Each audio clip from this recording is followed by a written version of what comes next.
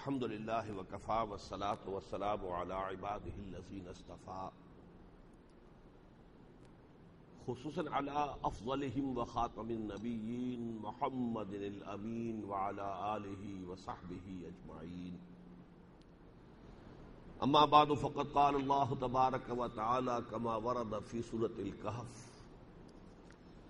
اعوذ باللہ من الشیطان الرجیم، بسم اللہ الرحمن الرحیم. واضرب لهم مثل الرجلين جعلنا لأحدهما جنتين من أعناب وحففناهما بنخل وجعلنا بينهما زرعا كلتا الجنتين آتت أكلها ولم تظلم منه شيئا وفجرنا خلالهما نهرا وكان له ثمر فقال لصاحبه وهو يحاوره أنا أكثر منك مالا وأعز نفرا ودخل جنته وهو ظالم لنفسه قال ما أظن أن تبيد هذه أبدا وما أظن الساعة قائمة ولئن رددت إلى ربي لأجدن خيرا منها منقلبا. قال له صاحبه وهو يحاوره وكفرت بالذي خلقك من تراب ثم من نطفة ثم سواك رجلا لكن هو الله ربي ولا أشرك بربي أحدا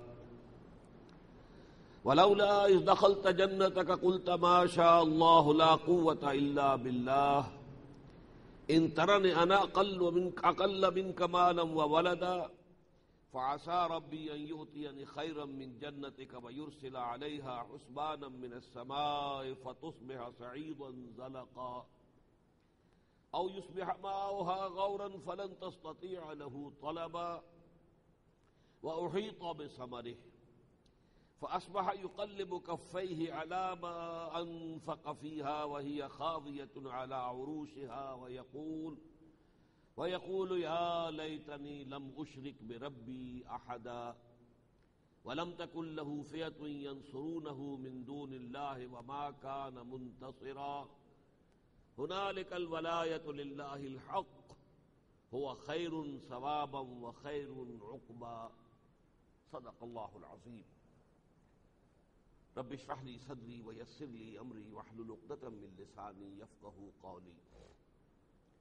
اللهم ربنا ألهمنا رشدنا وأعذنا من شرور أنفسنا.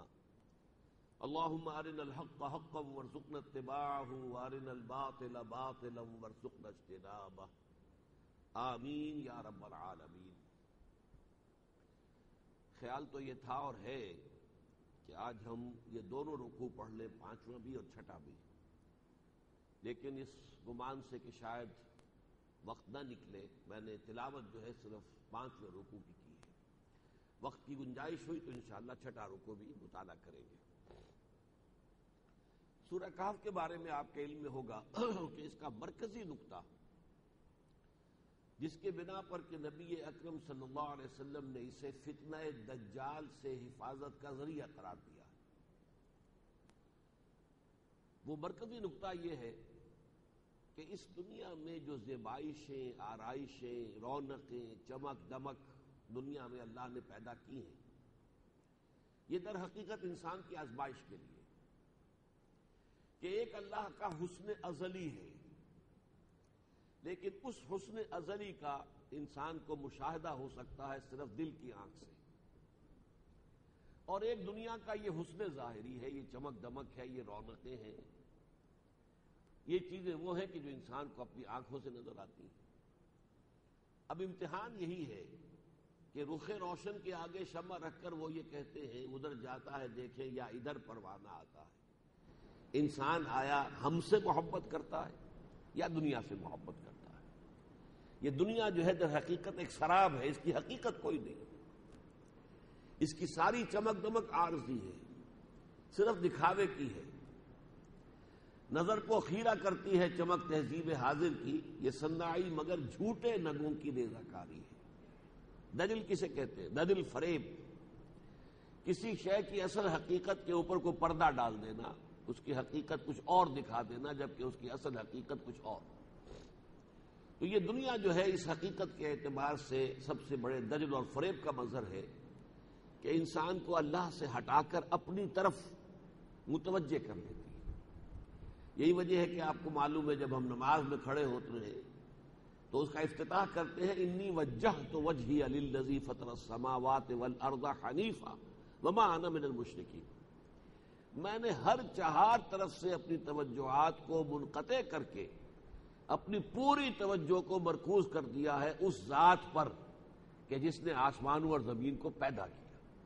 آسمانوں اور زمین سے اپنی توجہ ہٹا لی ہے اور توجہ اپنی منعطف کی ہے، مرکوز کی ہے اس ہستی پر جس نے کہ آسمان اور زمین کو پیدا کیا۔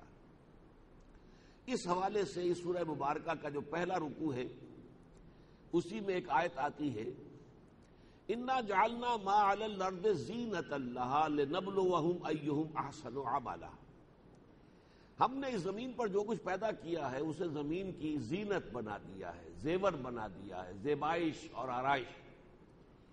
یہ زیبائش اور آرائش جو ہے آج کل آ کر اپنی انتہا کو پہنچ گئی ہے۔ مغربی ممالک میں جا کر دیکھیے تو واقعہ یہ ہے کہ ایک دفعہ تو انسان جو ہے متحیر ہو کر رہ جاتا ہے، کیا کیا کچھ، کیسی کیسی رونقیں اور کیسے کیسے وہاں پر جو ہے حسن کے مناظر ہیں، کیسی کیسی بلڈنگیں ہیں، کس کس طرح سے انہوں نے جو ہے وہ سڑکیں بنائی ہیں، کس طرح سے ان کے باغات ہیں وغیرہ وغیرہ۔ لیکن اللہ تعالیٰ فرماتا ہے انا جعلنا ما علی الارض زینۃ لہا، ہم نے اس کو زینت بنا دیا ہے، زیبائش ہے، آرائش ہے، لنبلوہم ایہم احسن عملا، یہ صرف اس لیے ہے تاکہ ہم آزمائیں ان لوگوں کو، انسانوں کو، کہ ان میں سے کون ہیں اچھے عمل کرنے والے۔ وَإِنَّا لَجَاعِلُونَ مَا عَلَيْهَا صَعِيدًا جُرُزًا، ایک وقت آئے گا قیامت والا جبکہ جو کچھ زمین پر ہے وہ بالکل چٹیل میدان بن کر رہ جائے گا، نہ یہ سکائی سکریپرز ہوں گے، نہ یہ اونچی اونچی عمارتیں ہوں گی، نہ یہ عالیشان محلات ہوں گے، نہ یہ پہاڑ ہوں گے، بلکہ بالکل صعیداً زلقا، ایک ہوگی چٹیل میدان۔ وہ ہے اصل حقیقت اس دنیا کی، اور یہ ایک عارضی زیبائش اور آرائش ہے۔ اسی طریقے سے سورہ مبارکہ کے آخر میں اسی مضمون کو اس کے جو عملی نتیجہ نکلتا ہے اس کے حوالے سے بیان کیا گیا قُلْ هَلْ نُنَبِّئُكُمْ بِالْأَخْسَرِينَ أَعْمَالًا، اے نبی ان سے کہیے کیا ہم تمہیں بتائیں کہ اپنے عمل، اپنی بھاگ دوڑ، اپنی محنت، اپنی سعی و جہد، اس کے اعتبار سے سب سے زیادہ گھاٹے میں کون لوگ ہیں؟ اخسرین، ایک وہ لوگ ہیں جو خاسرین ہیں، خسارے میں، ایک اخسرین، یہ جو ہے افعال التفضیل، سب سے زیادہ گھاٹے میں کون ہے؟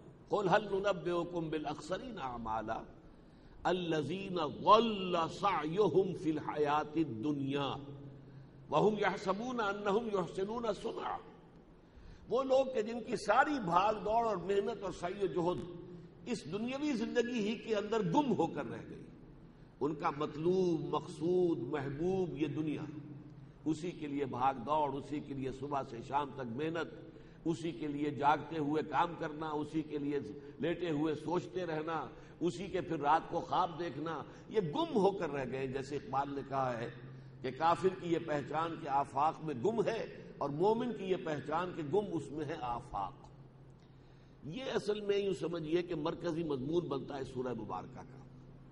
اسی کے لیے ایک تمثیل لائی گئی ہے، اور یہ ہے سورہ کہف کا 5واں رکوع۔ اسے یہ بھی کہا جا سکتا ہے کہ یہ تمثیل ہے، اور یہ بھی کہا جا سکتا ہے کہ واقعتاً ایک واقعہ ہے جسے کہ اللہ تعالیٰ بیان فرما رہے ہیں، ایک واقعے کی شکل میں یہ صورت سامنے آئی اور اسے اللہ تعالیٰ یہاں بیان فرما رہے ہیں۔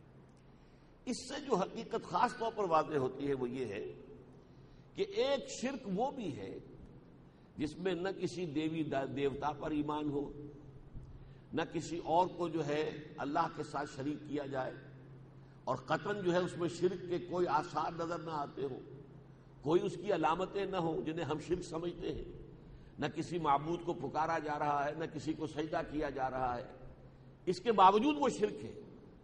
وہ شرک کیا ہے؟ اس دنیا میں جو مادی وسائل ہیں ان پر انسان کا توکل اور اعتماد اتنا ہو جائے کہ یقین کی کیفیت پیدا ہو جائے کہ انہی اسباب کے بل پر یہ سارا معاملہ جو ہے، یہ نظام عالم چل رہا ہے، اور انہی کے حوالے سے در حقیقت یہ روز و شب کا سارا نظام چل رہا ہے۔ گویا کہ انسان اللہ سے محجوب ہو جائے، مسبب الاسباب سے محجوب ہو جائے، مسبب الاسباب سے پردے میں آ جائے، اوٹ میں آ جائے، اور اس کی ساری توجہ، سارا اعتماد، سارا توکل، سارا انحصار، سارا یقین صرف اسباب پر، مادی اسباب پر ہو کر رہ جائے، گویا کہ اس نے مادے کو اللہ کا شریک ٹھہرا دیا۔ یہ گویا کہ اس دور کا، جان لیجئے اس دور کا سب سے بڑا شرک یہ ہے، بلکہ میں یہ کہہ سکتا ہوں کہ دو شرک ہیں کہ جو اس دور کے سب سے بڑے شرک ہیں، اس لیے کہ وہ شرک جو تھا نا، کوئی دیویوں کو ماننا، وہ زمانہ گزر گیا۔ اب آپ کو معلوم مغربی دنیا میں کس دیوی اور دیوتا کو کوئی مانتا ہے؟ لے دے کے کہہ سکتے ہیں کہ حضرت مسیح کو خدا کا بیٹا کہتے ہیں، وہ بھی بڑے استعاراتی انداز میں کہتے ہیں، ورنہ وہ تو اپنے آپ کو کہتے ہیں کہ ہم تو مونوتھیسٹ ہیں، ہم موحد ہیں، ہم ایک ہی خدا کے ماننے والے ہیں۔ وہ ایک بڑا گورکھ دھندا ہے، ایک میں تین، تین میں ایک معمہ ہے سمجھنے کا نہ سمجھانے کا، لیکن دعویٰ ان کا یہی ہے کہ ہم مونوتھیسٹ ہیں۔ یہ در حقیقت تین مذاہب جو ہیں، یہودیت، عیسائیت اور اسلام، یہ سب کے سب در حقیقت توحیدی مذاہب یہ کہتے ہیں۔ باقی ہندوستان میں اب دیویوں کے پوجنے والے کون سے رہ گئے؟ پڑھے لکھے لوگ تو نہیں پوجتے، شاید بہت ہی گھٹیا قسم کے جو لوگ ہیں بیچارے غریب عوام دیہات کے اندر، وہ کو مندروں میں جاتے آتے ہوں، اللہ اللہ خیر صلی اللہ، ورنہ ختم ہوا دور ان کا۔ اب کچھ اور خداؤں نے جگہ لے لی ہے، اب شرک کی شکلیں بدل گئی ہیں، اور جب تک کہ انسان شرک کی اپنے دور کی صورتوں کو نہ پہچان لے، اس کا خطرہ ہوتا ہے کہ اگرچہ وہ بہت سی شرک کی شکلوں سے اپنے آپ کو بچائے ہوئے ہے، محفوظ ہے، لیکن پھر بھی شرک میں مبتلا ہے۔ ایک شخص جو ہے وہ سمجھتا ہے میں خدا کے ساتھ کسی کو شریک نہیں مانتا، میں نے کبھی خدا کے سوا کسی کو سجدہ نہیں کیا ہے، میں نے کبھی خدا کے علاوہ کسی سے دعا نہیں کی ہے، کسی کو پکارا نہیں ہے، ندا نہیں کی ہے، لیکن وہ انسانی حاکمیت پر یقین رکھتا ہے۔ اور آج کی جو سب سے بڑی محبوب ہے، آپ کو معلوم ہے دنیا کے اندر جو جمہوری نظام زندگی ہے، اس کا اصول کیا ہے؟ پاپولر سوورنٹی، حاکمیت عوام، جبکہ توحید کا تقاضا کیا؟ ان الحکم الا للہ، اللہ کے سوا حکم دینے کا اختیار مطلق کسی کو حاصل نہیں، وہ ہے جو فیصلہ کر سکتا ہے۔ لیکن اگر ہم نے وہی حاکمیت جو ہے وہ انسانوں کے لیے تسلیم کر لی، اب یہ وہ شرک ہے جو یونیورسل ہے۔ اس وقت پوری دنیا میں محبوب ترین نظام جمہوریت شمار ہوتا ہے، اور محبوب ترین نظام جمہوریت کی بنیاد کیا ہے؟ Popular sovereignty, sovereignty of the people, انسانی حاکمیت، بدترین شرک ہے۔ اسی طرح مادہ پرستی، مادے پر اعتماد ہو جانا، مادے ہی پر سارا انحصار اور توکل، مادہ پرستی جسے ہم کہتے ہیں، وہ در حقیقت اس دور کا دوسرا بڑا شرک ہے۔ مادے کو وہ مقام دے دیا گیا ہے جو اللہ کا ہے۔ توحید کا جو لب لباب ہے، جو سورہ بنی اسرائیل میں تورات کی تعلیمات کا گویا کہ نچوڑ بیان کیا گیا ہے، وَآتَيْنَا مُوسَى الْكِتَابَ وَجَعَلْنَاهُ هُدًى لِبَنِي إِسْرَائِيلَ أَلَّا تَتَّخِذُوا مِن دُونِي وَكِيلًا، ہم نے موسیٰ کو کتاب دی تھی تورات، اور اسے ہدایت نامہ بنا دیا تھا بنی اسرائیل کے لیے، جس کا لب لباب یہ تھا کہ میرے سوا کسی اور پر توکل نہ کرنا۔ آج ہمارا توکل جو ہے وہ مادی اسباب و وسائل پر ہے، اللہ کو بھول گئے۔ اللہ تعالیٰ مسبب الاسباب ہے، ہمارا جو ایمان ہے وہ تو یہ ہے کہ لا حول ولا قوت الا باللہ، کوئی طاقت نہیں ہے نہ خیر کی نہ شر کی جب تک کہ اذن رب نہ ہو، اللہ نہ چاہے تو کچھ نہیں ہو سکتا۔ حضور نے فرمایا اگر تمام دنیا کے انسان مل کر تمہیں کوئی فائدہ پہنچانا چاہیں نہیں پہنچا سکتے اگر اللہ کا اذن نہیں ہے، اور تمام دنیا کے انسان مل کر چاہیں تمہیں کوئی فائدہ پہنچا دے نہیں پہنچا سکتے، نہ نقصان نہ فائدہ، جب تک کہ اللہ کا اذن نہ ہو۔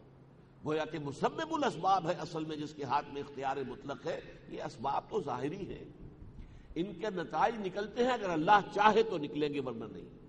لیکن یہ جو سائنٹزم شروع ہوا ہے، اس کی اگرچہ شدت میں کچھ کمی آ گئی ہے۔ یہ جو ابتدائی دور تھا فزکس کا، نیوٹونین ایرا جو کہلاتا ہے فزکس کا، اس میں تو یہ تھا کہ مادہ اور انرجی دو علیحدہ کیٹیگریز ہیں۔ مادہ از انڈسٹرکٹیبل، یہ ختم نہیں ہو سکتا، یہ ابدی ہے، ہمیشہ سے ہمیشہ رہے گا۔ یہ ختم نہیں ہو سکتا، یہ ابدی ہے، ہمیشہ سے ہمیشہ رہے گا۔ جو کہ بات اصل میں صرف اللہ کی ذات کے لیے ہونی چاہیے کہ وہ ہمیشہ سے اور ہمیشہ رہنے والی ہستی ہے۔ وہ مادے کے بارے میں مانیں گے، میٹر، میٹر انڈسٹرکٹیبل ہے، ہمیشہ سے ہے، ہمیشہ رہے گا، اور اس میٹر کی خصوصیات جو ہیں وہ مستقل ہیں، دائم ہیں.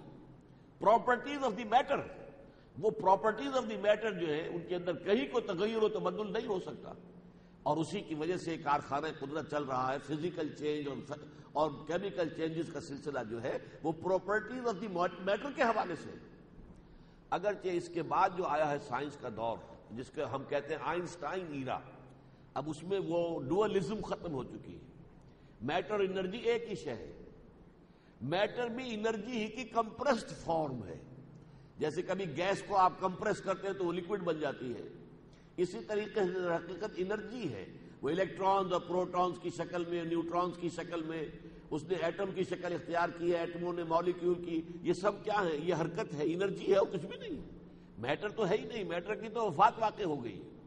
لیکن یہ کہ ہمارے ہاں آئے تھے گائی صاحب، یہ جو بہت بڑے ایک مفکر ہیں اور مصنف ہیں، میں پورا نام ان کا بھول رہا ہوں، تو وہ کسی صاحب کو یاد ہے جو لیکچرر آئے تھے لاہور میں، جی گائیٹن. تو انہوں نے بڑی خوبصورت بات کہی تھی. انہوں نے یہ کہا تھا کہ اگرچہ آپ لوگ سمجھتے ہیں کہ یورپ کے لوگ زیادہ پڑھے لکھے ہیں، اور شاید انہیں یہ معلوم ہے کہ سائنس جو ہے اس کے پریمیسز چینج ہو چکے ہیں، اب یہ نیوٹونین ایرا نہیں رہا ہے بلکہ یہ کہ آئنسٹائن ایرا ہے، تو لوگوں کی سوچ اسی کے مطابق ہو چکی ہوگی. لیکن حقیقت میں ایسا نہیں ہے. یورپ کی بھی عظیم اکثریت، ویسٹ کی اکثریت جو ہے وہ ابھی نیوٹونین ایرا ہی میں سانس لے رہی ہے. ان کی سوچ، ان کا فکر وہی ہے، جہاں پر کہ میٹر نے واقعتاً ایک معبود مطلق کی شکل اختیار کر لی تھی. تو یہاں اصل میں اس رکوع میں اللہ تعالیٰ نے ایک تمثیل کے پیرائے میں یا ایک واقعے کی حکایت جو بیان کی ہے، اس کے اندر یہ بات واضح کی ہے کہ ایک شرک یہ بھی ہے جس کا نام ہے مادہ پرستی کا شرک. فرمایا وَاضْرِبْ لَهُم مَثَلَ الرَّجُلَيْنِ، اے نبی ان لوگوں کے سامنے مثال بیان کیجئے دو اشخاص کی، دو مردوں کی. جعلنا لأحدهما جنتین من اعناب، ان دو میں سے ایک کو ہم نے دیے تھے دو باغ، انگوروں کے باغ. انگوروں کی بیلیں ہیں، ٹٹیوں پر چڑھی ہوئی ہیں، بڑا خوبصورت منظر ہے. وحففناہما بنخل، اور انگوروں کے دونوں باغوں کے گرد ہم نے باڑ لگا دی تھی کھجور کے درختوں کی. اب کھجور کا درخت اونچا اونچا درخت ہے، وہ باڑ لگی ہوئی ہے، تو گویا کہ کوئی اگر لو چل رہی ہے تو اس سے بھی کچھ نہ کچھ پروٹیکشن دے گی اس انگور کے باغ کو. وہ آندھی آ رہی ہے تو اس سے بھی کچھ پروٹیکشن مل جائے گی. حففناہما، گویا کہ چار دیواری کھڑی کر دی ہم نے انگور کے ان باغوں کے چاروں طرف جو کھجور کے درختوں کی. وجعلنا بینہما زرعا، اور ان دونوں باغوں کے درمیان ہم نے کھیتی بھی پیدا کر دی. گندم بھی اگ رہی ہے یا اور بھی کوئی اجناس جو ہے اگ رہی ہیں، زراعت بھی ہو رہی ہے. کلتا الجنتین آتت اکلہا ولم تظلم منہ شیئا، یہ دونوں باغات اپنا پھل لاتے تھے عین وقت کے اوپر. ہمیشہ وہ دیکھتا ہے کہ وقت کے اوپر انگور جو ہیں لگے ہیں، پک گئے ہیں، ان کو پھر وہ توڑتا تھا، جو بھی کرتا تھا اس سے، چاہے وہ کوئی وہ مشروب بناتا تھا، شراب کشید کرتا تھا، وغیرہ وغیرہ. کلتا الجنتین آتت اکلہا ولم تظلم منہ شیئا، وہ اپنا پھل لاتے تھے اور ان میں سے کسی شے میں کوئی کمی نہیں کرتے تھے. وَكَانَ لَهُ ثَمَرٌ وَفَجَّرْنَا خِلَالَهُمَا نَهَرًا، اور یہ کہ ہم نے ان دونوں باغوں کے درمیان ایک ندی بھی رواں کر دی تھی، پانی بھی چل رہا ہے. اب دیکھیے اس اعتبار سے اس کے مادی وسائل جو ہیں وہ بہت مکمل ہیں. آج تو آپ کہیں گے نا دو کارخانے، دو بڑی ملیں. ایک زمانے میں جب کہ اصل اکانومی ایگریکلچرل اکانومی تھی تو گویا کہ یہ شخص بہت مالدار، بہت ہی اس کو کہا جائے گا ذو حظ عظیم. جیسے قارون کی قوم نے کہا تھا قارون کو کہ یہ بڑا خوش قسمت ہے، بڑا نصیبے والا ہے. تو یہ گویا کہ اپنے معاشرے میں بڑا صاحب نصیب، بڑا خوش قسمت، بڑا صاحب ثروت آدمی تھا کہ دو باغ ہیں اس کے انگوروں کے جو ہر موسم پر اپنا پھل لا رہے ہیں، کبھی کوئی اس میں کمی نہیں ہوتی. اور پھر یہ کہ کھجوروں کے درخت لگے ہوئے، کھجور بھی پھل دے رہی ہے، کھیتی بھی ہے، اجناس بھی موجود ہے، غلہ بھی ہو رہا ہے. پھر یہ کہ پانی کا مستقل نظام ہے، اللہ نے مستقل اریگیشن کا نظام جو ہے دونوں کے مابین جو ہے ایک ندی بہہ رہی ہے. وَكَانَ لَهُ ثَمَرٌ، اور اس کا پھل بھی تھا. اب یہاں اصل میں دو معنی کیے گئے. ایک تو یہ کہ باغ جو ہے وہ پھلا ہوا تھا پوری طرح، بہار دکھا رہے تھے، اس کی جو فصل ہے وہ بہار پر تھی. اور ایک یہ مفہوم ہے، میں اس کو زیادہ ترجیح دیتا ہوں کہ انسان کا بھی پھل ہے اس کی اولاد بھی تھی کثرت کے ساتھ. اور یہ بھی آپ کو معلوم ہے قدیم زمانے میں یہ ایک بہت بڑی یوں سمجھیے کہ قابل عزت بات شمار ہوتی تھی کسی کے بیٹے زیادہ ہو. بنینا شہودا سورہ مدثر میں بھی اللہ تعالیٰ نے جو گنوائے ہیں ولید ابن مغیرہ پر اللہ کے جو احسان ہوئے، بنینا شہودا، بیٹے جو سامنے موجود بھی رہتے تھے، کہیں ایکسپورٹ نہیں کیے گئے تھے امریکہ کو یا دبئی یا کسی اور جگہ، بلکہ وہ ان کے پاس، ان کے سامنے، ان کی نگاہوں کے سامنے، ان کی آنکھوں کی ٹھنڈک بنے رہے وہ بیٹے. تو یہاں فرمایا کہ اس کے اولاد بھی تھی. میرے نزدیک یہ معنی ہے واللہ عالم، یہ کہ بعد میں آگے جا کر اس کی تائید ہو جائے گی. فقال لصاحبہ، اب دیکھیے یہ جو اس کے دماغ کو نشہ چڑھا، میرے پاس یہ مادی وسائل ہیں، میں نے یہ سارا انتظام کیا ہوا ہے، میں نے اپنے انگوروں کے باغ کے گرد باڑ بھی لگا رکھی ہے، کھجوروں کے درختوں کی، آفات جو ہیں وہ ان سے بھی میں نے روکا ہوا ہے، بچایا ہوا ہے، پانی جو ہے ندی رواں ہے، اریگیشن کا نظام جو ہے اپنی جگہ مستقل موجود ہے، ہر سال جو ہے صحیح وقت کے اوپر میرا باغ جو ہے وہ پھل لے کر آتا ہے. اب اس کا جو حجاب پڑنا شروع ہوا ذہن کے اوپر، اس سے جو اس کے اندر ایک خناس پیدا ہونا شروع ہوا، وہ اس کے اس قول میں ہے. قال له صاحبہ، تو اس نے کہا اپنے اس ساتھی سے، دوسرے آدمی سے. اب یہاں دوسرے آدمی کا قرآن نے ذکر نہیں کیا ہے، لیکن اس سے آپ بائی کنٹراسٹ سمجھ سکتے ہیں. دوسرا آدمی جو ہے وہ دولت مند نہیں تھا، اس کے پاس کوئی کھیتی نہیں تھی، اس کے پاس کوئی باغات نہیں تھے، لیکن معلوم ہوتا آدمی نیک تھا، خدا پرست تھا، اللہ پر ایمان رکھنے والا تھا. وہ شاید اپنے اس دوست کو، اپنے اس دولت مند بھائی کو کچھ سمجھاتا رہتا ہو کہ اللہ کے بندے کو اللہ کا حق بھی نکالا کرو، اپنے اس دولت میں سے کچھ کیا کرو، کچھ یہ نیکی کی طرف بھی تمہارا رجحان ہونا چاہیے، اللہ نے تم پر اتنی نعمتیں کی ہیں.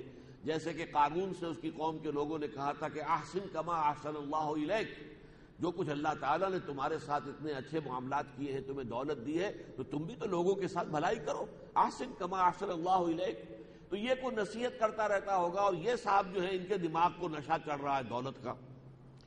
فقال لصاحبہ، تو اس نے کہا اپنے صاحب سے، اپنے ساتھی سے، اپنے دوست سے، وہو یحاورہ، یہ محاورہ ہو رہا تھا، گفتگو ہو رہی تھی، کوئی آرگومنٹ تھا ان کا جو چل رہا تھا. وہو یحاورہ انا اکثر منک مالا واعز نفرا، کہ میں تم سے کہیں زیادہ ہوں دولت میں اور کہیں زیادہ باعزت ہوں نفری میں. میرے بیٹے زیادہ ہیں، میری نفری ہے، میرے دست و بازو ہیں، میرے جو ہے اتنی دولت ہے، باغات ہیں، تو تم کہاں مجھ سے آ کے بات کرتے ہو؟ تم پھٹیچر آدمی ہو، تمہارے پاس کچھ نہیں ہے، دنیاوی تمہاری کوئی حیثیت نہیں ہے، تمہاری کوئی وجاہت نہیں ہے، اور تم آ کر مجھے سمجھانے کی کوشش کرتے ہو. میں باصلاحیت آدمی ہوں، میں نے صحیح طریقے سے باغ لگایا ہے، میری ساری صلاحیتوں کا اظہار جو ہے اس باغ کے اندر نظر آ رہا ہے تمہیں، اور اللہ کی بھی بڑی نعمتیں مجھ پر ہیں، مجھے اللہ نے بہت نوازا ہے. اللہ نے اگر مجھے نوازا ہے تو یقیناً میرے اندر کوئی خیر ہے، خوبی ہے جس کی وجہ سے نوازا ہے. اور تم جو اس طریقے سے جوتیاں پٹخارتے پھرتے ہو، تمہیں کیا حق پہنچتا ہے کہ مجھے کوئی تلقین کرو اور واعظ کرو اور نصیحت کرو. وَدَخَلَ جَنَّتَهُ، اسی گفتگو کرتے کرتے وہ اپنے باغ میں داخل ہوا.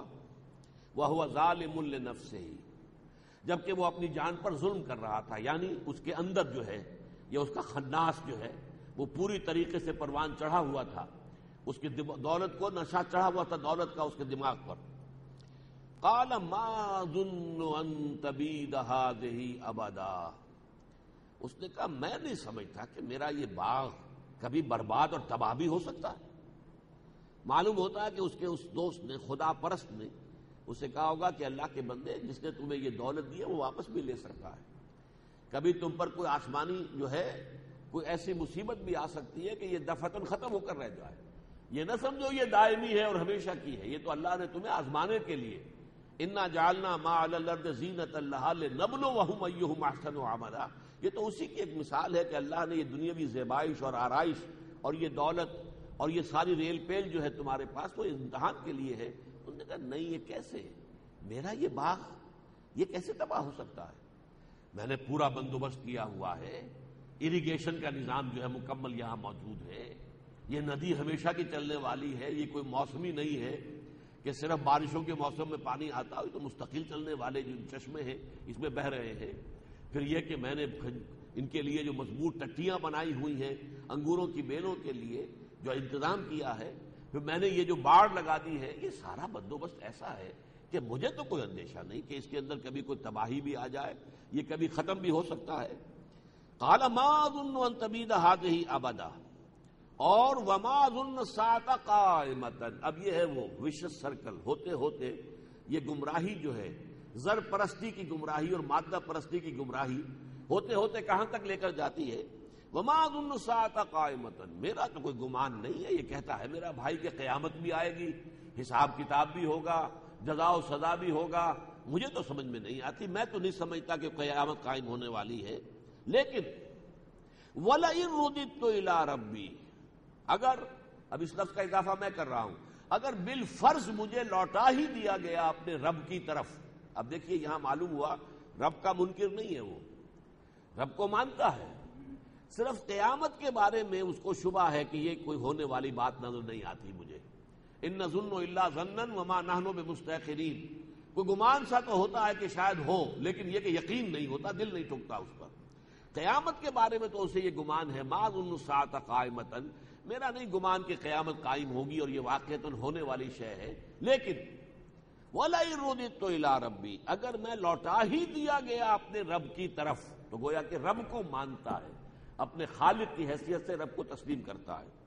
وَلَئِن رُدِدتُّ إِلَىٰ رَبِّي لَأَجِدَنَّ خَيْرًا مِّنْهَا مُنقَلَبًا، تو میں لازماً وہاں پاؤں گا لوٹ کر اپنے لیے اس سے بھی بہتر جو کچھ اللہ نے مجھے اس زندگی میں دیا ہے، یہ ساری دولت و ثروت، یہ ریل پیل، یہ بیٹے، آل اولاد، یہ آخر اللہ نے مجھے دیا ہے، تو اللہ نے میرے اندر کوئی خوبی دیکھی ہے، کوئی خیر دیکھا ہے، اللہ کا کوئی کرم مجھ پر ہوا ہے تو کسی وجہ سے ہوا ہے، لہذا وہاں بھی مجھ پر اللہ تعالیٰ کا کرم ہوگا، اللہ تعالیٰ وہاں پر بھی مجھے جو ہے اس سے بھی بہتر نعمتیں عطا کرے گا، اور تم جیسے یہاں جوتیاں پٹخار رہے ایسے وہاں پر بھی جوتیاں پٹخارو گے۔ یہ جو آرگیومنٹ کی ہیٹ ہوتی، ہیٹ آف آرگیومنٹ، اس میں اس طرح کی بات اس نے کی کہ دیکھو انا اکثر منک مالا واعز نفرا، میں کہیں زیادہ ہوں، دولت میں بھی تم سے بڑھ کر ہوں، اور میرے پاس جو میرے بیٹے ہیں، میرے پاس نفری ہے، جوان ہاتھ جو میرے پاس موجود ہیں وہ کہیں زیادہ ہیں تمہارے مقابلے میں، اور قیامت وغیرہ کا اگرچہ مجھے گمان نہیں ہوتا کہ واقعتاً یہ ہوگی، لیکن اگر ہو گئی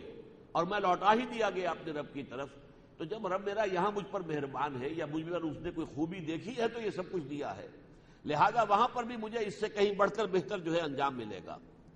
قال له صاحبه، اب یہ اس خدا پرست نے، اللہ والے نے اس سے کہا، وهو يحاوره، یہ کنورسیشن ان کی جاری تھی، اس کنورسیشن میں اس کی زبان سے یہ الفاظ نکل گئے، وقال صاحبه وهو يحاوره اكفرت بالذي خلقك من تراب ثم من نطفة ثم سواك رجلا، کیا تم کفر کر رہے ہو اس ذات کا جس نے تمہیں پیدا کیا مٹی سے اور پھر ایک نطفے سے اور پھر تمہیں بنا کر کھڑا کر دیا پورا مرد، پورا انسان، اس اللہ کا تم کفر کر رہے ہو، اللہ تعالیٰ کی قدرت کا انکار کر رہے ہو، تم یہ سمجھتے ہو کہ قیامت کا ہونا جو ہے کوئی سمجھ میں آنے والی بات نہیں ہے، میں نہیں سمجھتا کہ قیامت ہو۔ یہ مضمون ہمارا پچھلی دفعہ کا، پچھلے مہینے کا جو ہے مین ٹاپک یہی تھا کہ یہ جو انسان کی تخلیق کے مراحل ہیں اور ان کے حوالے سے اس بات قیامت اور جزا و سزا، بالکل وہی یہاں ایک چند الفاظ میں آ گیا ہے، اکفرت بالذی خلقک من تراب ثم من نطفۃ ثم سواک رجلا، یہ در حقیقت تم کفر کر رہے ہو اللہ کا، انکار کر رہے ہو اس کی قدرت کا۔ لیکنہ هو اللہ ربی، تمہارے معاملے کے برعکس میرا معاملہ تو یہ کہ میں اسے اللہ کو اپنا رب سمجھتا ہوں، ولا اشرک بربی احدا، اور میں اپنے رب کے ساتھ کسی کو شریک نہیں کرتا۔ اب یہاں سوال پیدا ہوگا کہ اس اللہ کے بندے نے جو کہا کہ میں شرک نہیں کرتا، تو گویا کہ اس دوسرے آدمی میں کوئی شرک تھا جس کی کہ یہاں نفی ہو رہی ہے، وہ شرک کون سا تھا؟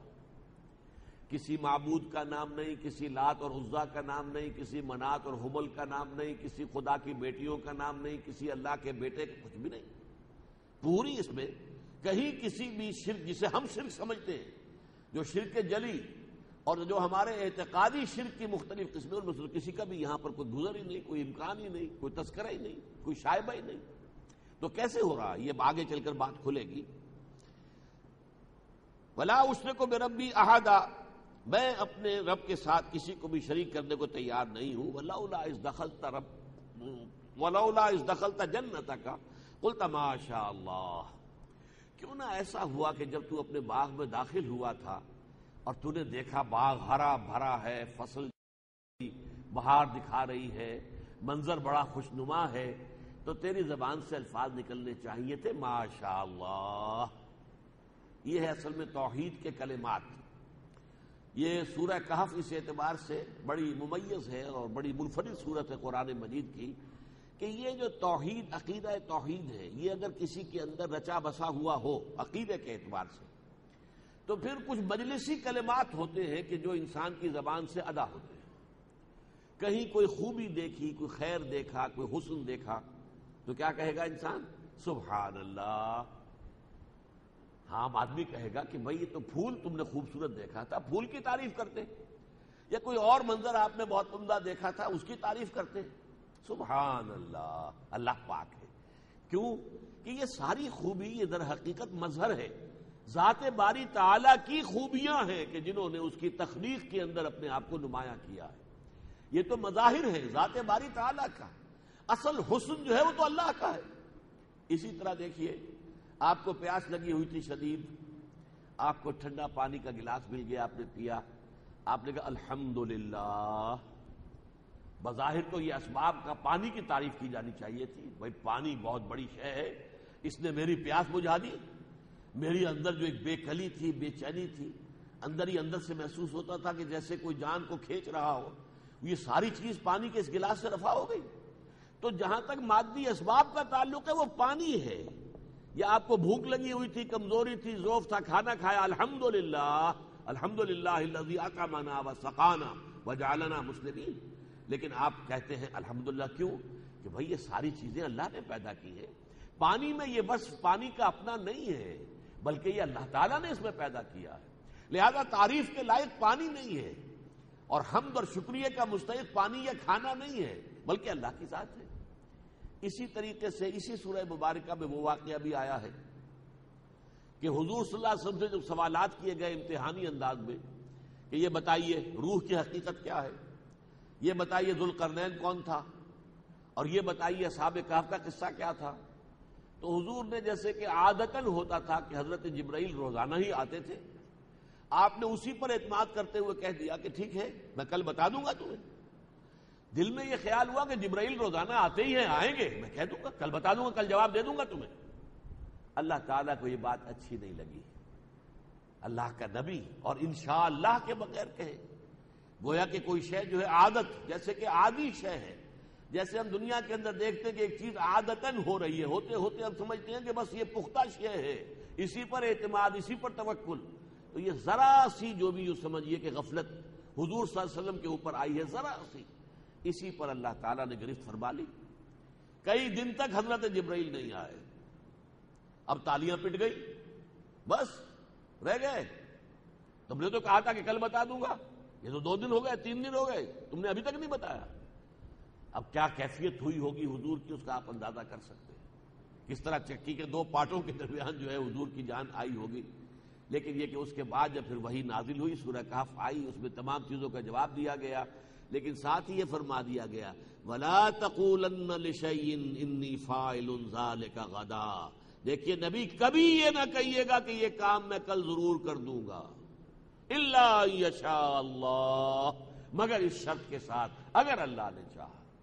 مستقبل میں کوئی شے جو ہے گارنٹیڈ نہیں ہے جب تک کہ اذن رب نہ ہو، لہذا کسی شے کے عادتاً ہوتے رہنے کے اوپر اعتماد نہ کر بیٹھیے، بلکہ یہ کہ انسان، اب یہ بھی ہمارا تہذیبی جملہ ہے، انشاءاللہ میں کل جاؤں گا، ارادہ تو ہے انشاءاللہ میں جاؤں گا، لیکن ایک آدمی سوچتا ہے میرے پاس کار ہے اور کار کی میں نے ابھی ٹیوننگ بھی کرائی ہے، اس کی جو ہے سروس کرائی ہے، اس کے اندر پیٹرول بھرا ہوا ہے، سب کچھ ہے، ٹھیک ہے، تو میں صبح جاؤں گا، جی میں جاؤں گا، لازماً جاؤں گا۔ اب کیا پتا there's many a slip between the cup and the lip، کون سا حادثہ ہو جائے، رات کو کیا نیا واقعہ ہو جائے اور آپ رک جائیں۔ لہذا وہ کہہ دینا کہ مادی اسباب و وسائل ہیں، اس پر اعتماد کر کے کہہ دینا یہ کام میں کل ضرور کروں گا، یہ ہرگز نہ کرنا۔ وَلَا تَقُولَنَّ لِشَيْءٍ إِنِّي فَاعِلٌ ذَلِكَ غَدًا إِلَّا أَن يَشَاءَ اللَّهُ، اللہ انشاءاللہ کہنا، یہ بھی ہمارے توحیدی مجلسی کلمات میں سے ہے۔ اسی طرح کا کلمہ ایک یہ ہے ماشاء اللہ، آپ اپنے گھر میں داخل ہو، اللہ کرے آپ کے پوتے ہوں نواسیاں ہوں کھیل رہے ہیں بچے، بڑا خوش منظر جو ہے اچھا لگتا ہے. گھر کے اندر ایک بھرا گھر ہے، اس میں ساز و سامان بھی موجود ہے ضروریات کا، بچے کھیل رہے ہیں، چھوٹے چھوٹے پھول ہوتے ہیں یہ، تو اس وقت آدمی کہے ماشاء اللہ. یہ سب کچھ اس لیے ہے کہ اللہ نے چاہا کہ ایسا ہو، یہ نہیں کہ یہ کوئی میری جو ہے کوششوں کا نتیجہ ہے. اوتیتہ علی علم عندی، یہ جو قارون کا لفظ آتا ہے سورہ قصص میں، یہ تو میری اپنی ذہانت، میری فطانت، میرا علم، میری صلاحیت، میری پلاننگ، میری جو ہے منصوبہ بندی، اس کا نتیجہ ہے کہ میرے پاس دولت ہے. نہیں نہیں نہیں، ماشاء اللہ، یہ اس لیے ہے کہ اللہ نے یہ چاہا ہے.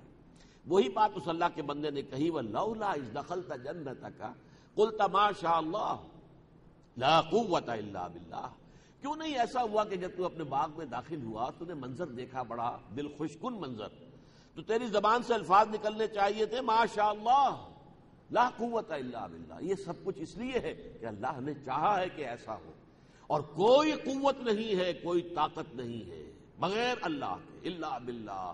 کوئی کام ہو ہی نہیں سکتا جب تک اذن رب نہ ہو، تائید ربانی شامل نہ ہو، نہیں ہوگا. لکنہ اللہ ربی ولا اشرک بہ احدا ولولا اذ دخلت جنتک قلت ما شاء اللہ لا قوۃ الا باللہ ان ترنی انا اقل منک مالا وولدا.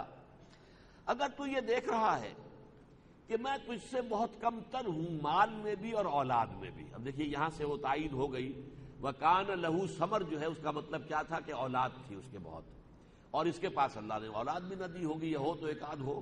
تو اس حوالے سے اگر تو مجھے دیکھ رہا ہے، ان طرح انا اقل منک مالا وولدا، کہ میں کم ہوں تجھ سے مال میں بھی اولاد میں بھی، فعسى ربی ان یؤتینی خیرا من جنتک، تو عین ممکن ہے کہ میرا رب مجھے تو تمہارے اس باغ سے بہتر باغ عطا کر دے.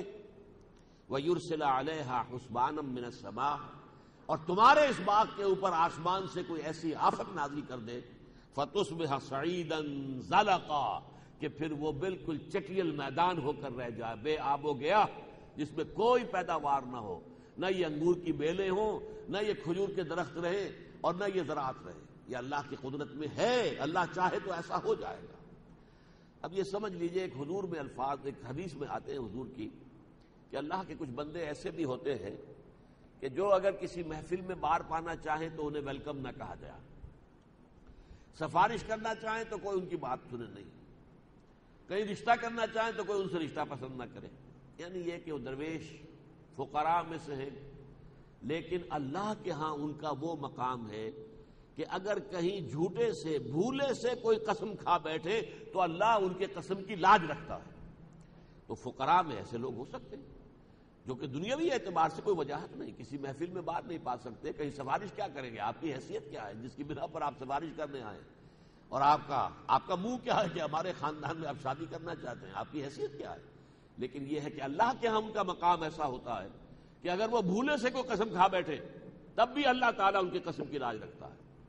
معلوم ہوتا ہے یہ اللہ کا بندہ ایسا ہی تھا نیک، اور شاید اس وقت جو ہے اس کے دل کو جا کر یہ چوٹ لگی ہو کہ میں اپنے اس بھائی کو خیر کی تلقین کر رہا ہوں، بھلائی کی تلقین کر رہا ہوں، کہ اس دولت کا نشہ اپنے دماغ کو نہ چڑھنے دو، بلکہ یہ ہے کہ اللہ تعالیٰ کے حقوق کو بھی پیش نظر رکھو، انسانوں کے حقوق بھی ادا کرو، نیکی کو سامنے رکھو، آخرت کو سامنے رکھو، جزا و سزا کا انکار مت کرو. اور اس نے مجھے تانا دیا ہے، انا اکثر و مل کا مالم واعظ و نفرا، میں تم سے کہیں بڑھ کر ہوں دولت میں اور نفری کے اندر زیادہ باعزت، تمہارا کیا منہ ہے کہ آؤ اور مجھے جو ہے نصیحت کرو. تو یہ بات ہو سکتا ہے کہ دل میں جا کر لگ گئی ہو، چوٹ لگی ہو. اور ایک بڑا پیارا جو ہے وہ شعر ہے فارسی زبان کا، تا دلے صاحب دلے نامد بے درد، ہیچ قوم را خدا رسوا نہ کرد. جب تک کسی صاحب دل کے درد میں صاحب دل کے دل میں درد نہیں پیدا ہوتا، اس وقت تک اللہ کسی قوم کو برباد نہیں کرتا. ہو سکتا ہے وہی جیسے میں نے کہا وہ فقرائے جو لوگ ہوتے ہیں، فقراء اللہ کے ہاں ان کا اونچا مقام، اگر انہیں کوئی بہت دکھ پہنچ جائے کسی وجہ سے تو ہو سکتا ہے کہ ان کے دکھ کا نتیجہ جو ہے کسی آفت سماوی کی شکل میں ظاہر ہو جائے. تا دلے صاحب دلے نامد میں درد، ہیچ قوم را خدا رسوا نہ کرد. لیکن جو بات اس نے کہی تھی کہ ہو سکتا ہے عسى ربی ان یؤتینی خیرا من جنتک ویرسل علیہا حسبانا من السماء فتصبح صعیدا زلقا او یصبح ماؤها غورا. یا یہ ہے ایک تو یہ کہ آسمان سے کوئی آندھی آئے کوئی سرسر کی باد سرسر چلے، کوئی جھلسا دینے والا جو ہے آگ کا بگولا آ جائے، اس سے یہ کہ کھیت بھی جل کر رہ جائے، زراعت بھی ختم ہو جائے، اور یہ جو کھجور کے درخت ہے یہ بھی جل کر راکھ ہو جائے۔ اور یا یہ ہو سکتا ہے کہ اللہ تعالیٰ یہ جو چشمہ رواں ہے اس کو خشک کر دے، اور یصبح ماؤہا غورا، یہ جو پانی نیچے اتر جائے۔ یہ جو ہے سورہ ملک کی بھی آخری آیت ہے، ارأیتم ان اصبح ماؤکم غورا فمن یاتیکم بماء معین۔ اور آج کل یہ جو الفاظ ہیں یہ بہت بامانی ہو گئے ہیں، دنیا میں پانی کی بحیثیت مجموعی قلت ہو رہی ہے۔ آپ سنتے ہوں گے اخبارات میں آتا کہ آئندہ جنگیں جو ہے پانی پر ہوں گی، یہ پیٹرول والی جنگیں ختم ہو جائیں گی جو اس عرصے میں ہوئی ہیں، اب جنگیں جو ہوگی پانی پر ہوں گی، پانی کی مقدار کچھ کم ہو رہی ہے۔ اللہ کی کوئی حکمت ہے، اللہ کی طرف سے کوئی پکڑ ہے؟ تو سورہ ملک ختم ہوتی ہے، ارأیتم ان اصبح ماؤکم غورا، اگر یہ تمہارا پانی جو نیچے اتر جائے، اب برف نہیں پڑی، بارشیں نہیں ہوئی، لہذا دریاؤں میں پانی کہاں سے آ جائے گا؟ وہ پہاڑ جو ہیں گنجے کھڑے ہوئے ہیں جن کے اوپر جو ہے وہ سفید جو ٹربن ہوتی تھی، ان کی پگڑی بندھی ہوتی تھی برف کی، وہاں پہ برف گری نہیں، پانی کہاں سے آئے گا؟ اور آپ کا گراؤنڈ لیول کا پانی جو ہے اس کا بھی نیچے پانی جو ہے لیول گرتا چلا جا رہا ہے، اس کا کہاں سے لائے؟ کب تک آپ کے ٹیوب ویل کھینچیں گے؟ کب تک وہ پانی جو ہے وہ آپ کو ان کنوؤں کے ذریعے سے ملے گا؟ اگر خدا نہ خواستہ اگر تو یہ کوئی ٹیمپریری فیز ہے تو بات دوسری ہے، لیکن اگر یہ معاملہ بڑھ گیا تو کیا نتیجہ نکلے گا؟ وہی بات اس اللہ کے بندے نے کہی، او یصبح ماؤہا غورا، یا یہ کہ اس کا پانی جو ہے اس چشمے کا جس سے یہ سیراب ہو رہے ہیں تیرے باغات، اگر وہ کہیں گہرا زمین میں اتر جائے، فلن تستطیع لہ طلبا، اور پھر تیرے لیے کوئی امکان نہ ہو کہ اسے واپس کھینچ کر لے آئے اسے طلب کر لے، اسے سمن کر لے، دوبارہ پانی کو بلا لے۔ اس کی زبان سے ان الفاظ کے نکلنے کا نتیجہ کیا نکلا؟ وَأُحِيطَ بِثَمَرِهِ، اس شخص کا سارا کارخانہ جو ہے اللہ نے برباد کر دیا۔ فرض کیجئے اولاد بھی ختم ہو گئی ہو، کوئی ایسی، ابھی آپ نے اخبار میں خبر پڑھ لی 11 افراد شاہی محل کے اندر، ایک خاندان کے پورے 11 افراد ختم ہو گئے، بیٹے ختم ہو گئے ہوں کسی بھی ایسی آفت سے، اور اسی طریقے سے کوئی ایسا آفت سماوی آئی کہ باغ برباد ہو گئے۔ احیط بثمرہ، اس کا احاطہ کر لیا گیا، گھیر لیا گیا، اور گھیراؤ کر کے سارا اس کی دولت، اس کی ثروت کا سارا سامان جو ہے وہ اللہ تعالیٰ نے ضائع کر دیا۔ فَأَصْبَحَ يُقَلِّبُ كَفَّيْهِ عَلَى مَا أَنفَقَ فِيهَا، اب وہ رہ گیا اپنی ہتھیلیاں ملتے ہوئے، میں نے کیا کیا کچھ اس میں انویسٹمنٹ کی، کیا کچھ خرچ کیا، کتنی محنت کے ساتھ یہ انگور کے باغ لگائے تھے، کتنی مشقت کے ساتھ یہ جو ہے کھجور کے درخت یہاں پہ بوئے تھے اور کھڑے کیے تھے، کس طرح انہیں پالا پوسا ہے، یہ ساری محنت، ساری انویسٹمنٹ، ساری میری جد و جہد ضائع ہو گئی۔ اصبح یقلب کفیہ علی ما انفق فیہا وہی خاویۃ علی عروشہا، اور وہ جو باغات تھے اس کے، کیونکہ وہ بیلیں جو ہوتی ہیں انگور کی وہ ٹٹیوں پر چڑھائی جاتی ہیں، لہذا وہ گری ہوئی تھی اور ان کے اوپر وہ بیلیں پڑی ہوئی تھی، خاویۃ علی عروشہا، وہ اپنی ٹٹیوں پر الٹی پڑی ہوئی تھی بیلیں۔ وَيَقُول، اور اب اس نے کہا، یا لیتنی لم اشرک بربی احدا، ہائے کاش کہ میں نے اللہ کے ساتھ، اپنے رب کے ساتھ کوئی شرک نہ کیا ہوتا، کسی کو شریک نہ ٹھہرایا ہوتا۔ اب اس پورے معاملے میں قابل غور مسئلہ یہ کہ کون سا شرک یہاں تھا؟ کسی لات، عزا، منات کسی کا تذکرہ نہیں، خدا کے سوا اس نے کسی لکشمی بائی کا، لکشمی دیوی کا کسی کا نام نہیں لیا کہ اس کی کرپا سے ہے یہ سب کچھ نہیں، اللہ نے۔ اگر میں لوٹا دیا گیا اپنے رب کی طرف، اس معنی میں موحد ہے، منکر اللہ کا نہیں ہے، اللہ کو مانتا ہے، اپنا رب مانتا ہے، اپنا مالک خالق مانتا ہے، لیکن یہ دولت، یہ مادی اسباب و وسائل، اور یہ جو ان کا مسلسل دائم اور قائم رہنا ہے، اس کا نتیجہ کیا نکلا کہ دماغ کے اندر فتور پیدا ہوا، خناس پیدا ہوا، اور وہ وشو سرکل کی طرح بڑھتا ہوا۔ اس نے سمجھا کہ بس یہی حق ہے، یہ دائمی ہے، یہ ہمیشہ رہے گا، اس پر کوئی آفت نہیں آ سکتی۔ اور پھر ظاہر بات ہے مجھے اگر سب کچھ اللہ نے یہ دیا ہے تو کچھ نہ کوئی خیر میرے اندر ہے، میری کوئی بات اللہ کو پسند ہے، اس کی نگاہ کرم ہے، تو وہ نگاہ کرم یہاں ہے تو وہاں کیوں نہیں ہوگی؟ اگر بالفعل مجھے لوٹا بھی دیا گیا اللہ کی طرف تو مجھے یقیناً یہاں سے بہتر وہاں مل جائے گا۔ یہ سارا جو ہے پیچ در پیچ جسے وشو سرکل کہتے ہیں، یہ مادہ پرستی کا وہ سارا یوں سمجھیے خناس ہے. یہ شرک ہے اس دور کا سب سے بڑا شرک، مادہ پرستی، مادی اسباب و وسائل پر اعتماد، مادے کے بارے میں اور اسباب و وسائل کے اوپر پوری امید رکھنا، پورا بھروسہ رکھنا. وَلَمْ تَكُنْ لَهُ فِئَةٌ يَنْصُرُونَهُ مِنْ دُونِ اللَّهِ، اور نہ تو اس کی اب کوئی نفری ایسی ہوئی کہ جو مدد کر سکتی اس کی اللہ کے مقابلے میں.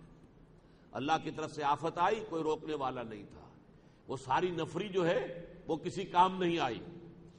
وَمَا كَانَ مُنْتَصِرًا، نہ ہی اس کے لیے ممکن ہوا کہ کوئی انتقام لے سکے اللہ سے، مدد لے، کوئی جو ہے اللہ تعالیٰ سے کوئی بدلہ لے سکے، کچھ بھی نہیں.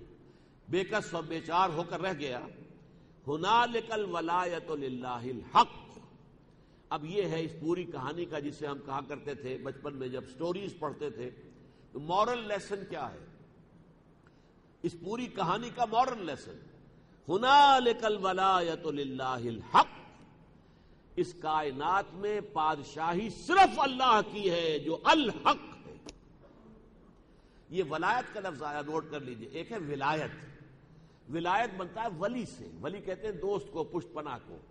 ولی سے ولایت، اور والی سے ولایت. والی، والی کہتے ہیں کسی جگہ کا حاکم. والی مصر، مصر کا حاکم. والی سے لفظ بنتا ہے ولایت، اور ولی سے بنتا ہے ولایت. یہ ولایت باہمی ہوتی ہے. اللہ ولی الذین آمنوا یخرجہم من الظلمات الی النور، جس کی جمع اولیاء ہے، اولیاء اللہ. الا ان اولیاء اللہ لا خوف علیہم ولا هم یحزنون. اور یہ ہے ولایت. ولایت کہتے ہیں والی ہونا، حاکم ہونا، مالک ہونا. تو میں نے عرض کیا تھا کہ اس دور کے اصل شرک یہ ہیں جن کو اگر نہیں پہچانتا آدمی. حاکمیت جیسے کہ تکوینی حاکمیت اللہ کی ہے، ایسے ہی تشریعی حاکمیت بھی اللہ کی مانی جائے. ایسے ہی تسلیم کیا جائے کہ حکم دینے کا مطلقاً اختیار اللہ کو ہے. اللہ کے حکم میں کسی ملک اور قوم کے 100% نمائندے بھی کوئی ترمیم نہیں کر سکتے. اگر یہ حاکمیت خداوندی کا اصول نہ ہو جو اللہ تعالیٰ کے فضل و کرم سے پاکستان میں بہت ہی ابتدا میں، آغاز میں، جبکہ ابھی ہم سے وہ غلطی سرزد نہیں ہوئی تھی کہ دین کے مسئلے کو لے کر انتخابات کے میدان میں جا کر اور اس راستے سے جو ہے اسے ایک ایشو بنا دے پولیٹیکل. اس سے پہلے الیکشن کوئی پاکستان میں ہوا ہی نہیں تھا. سن 49 میں مطالبہ کیا گیا، دستوری اسلامی دستور کی مہم چلائی گئی، قرارداد مقاصد پاس ہو گئی.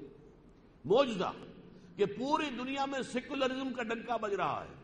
Government of the people, by the people, for the people. جہاں نہیں بھی ہے وہاں بھی مانتے یہی ہے کہ بہترین حکومت یہی ہے، بہترین اصول یہی ہے، government of the people, by the people, for the people. لیکن یہ ہے، اور حاکمیت، ساورنٹی جو ہے belongs to the masses, popular sovereignty. یہ لیکن پاکستان میں 10.5 کروڑ انسانوں کی نمائندہ دستور ساز اسمبلی نے اعلان کیا، نہیں، سروری زیبا فقط اس ذات بے ہمتا کو ہے، حکمراں ہے ایک وہی، باقی بتانے آزری.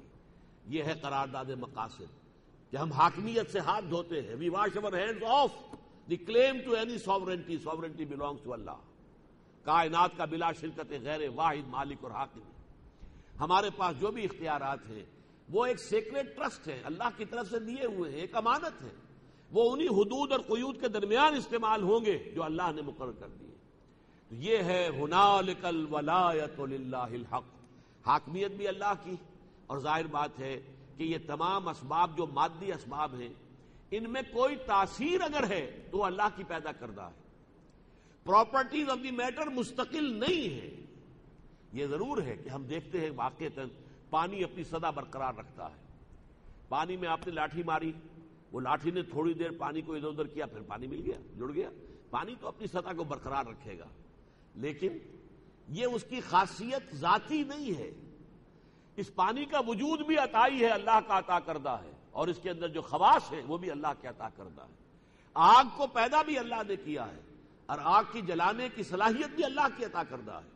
ہو سکتا ہے کہ کبھی پانی اپنی سطح برقرار نہ رکھے، ایک عصا موسیٰ کا پڑے اور سمندر پھٹ جائے، اور کان کل فرقن کا طود العظیم، دونوں حصے جو ہیں وہ بڑے ٹیلوں کے مانند، چٹانوں کے مانند کھڑے ہو جائیں.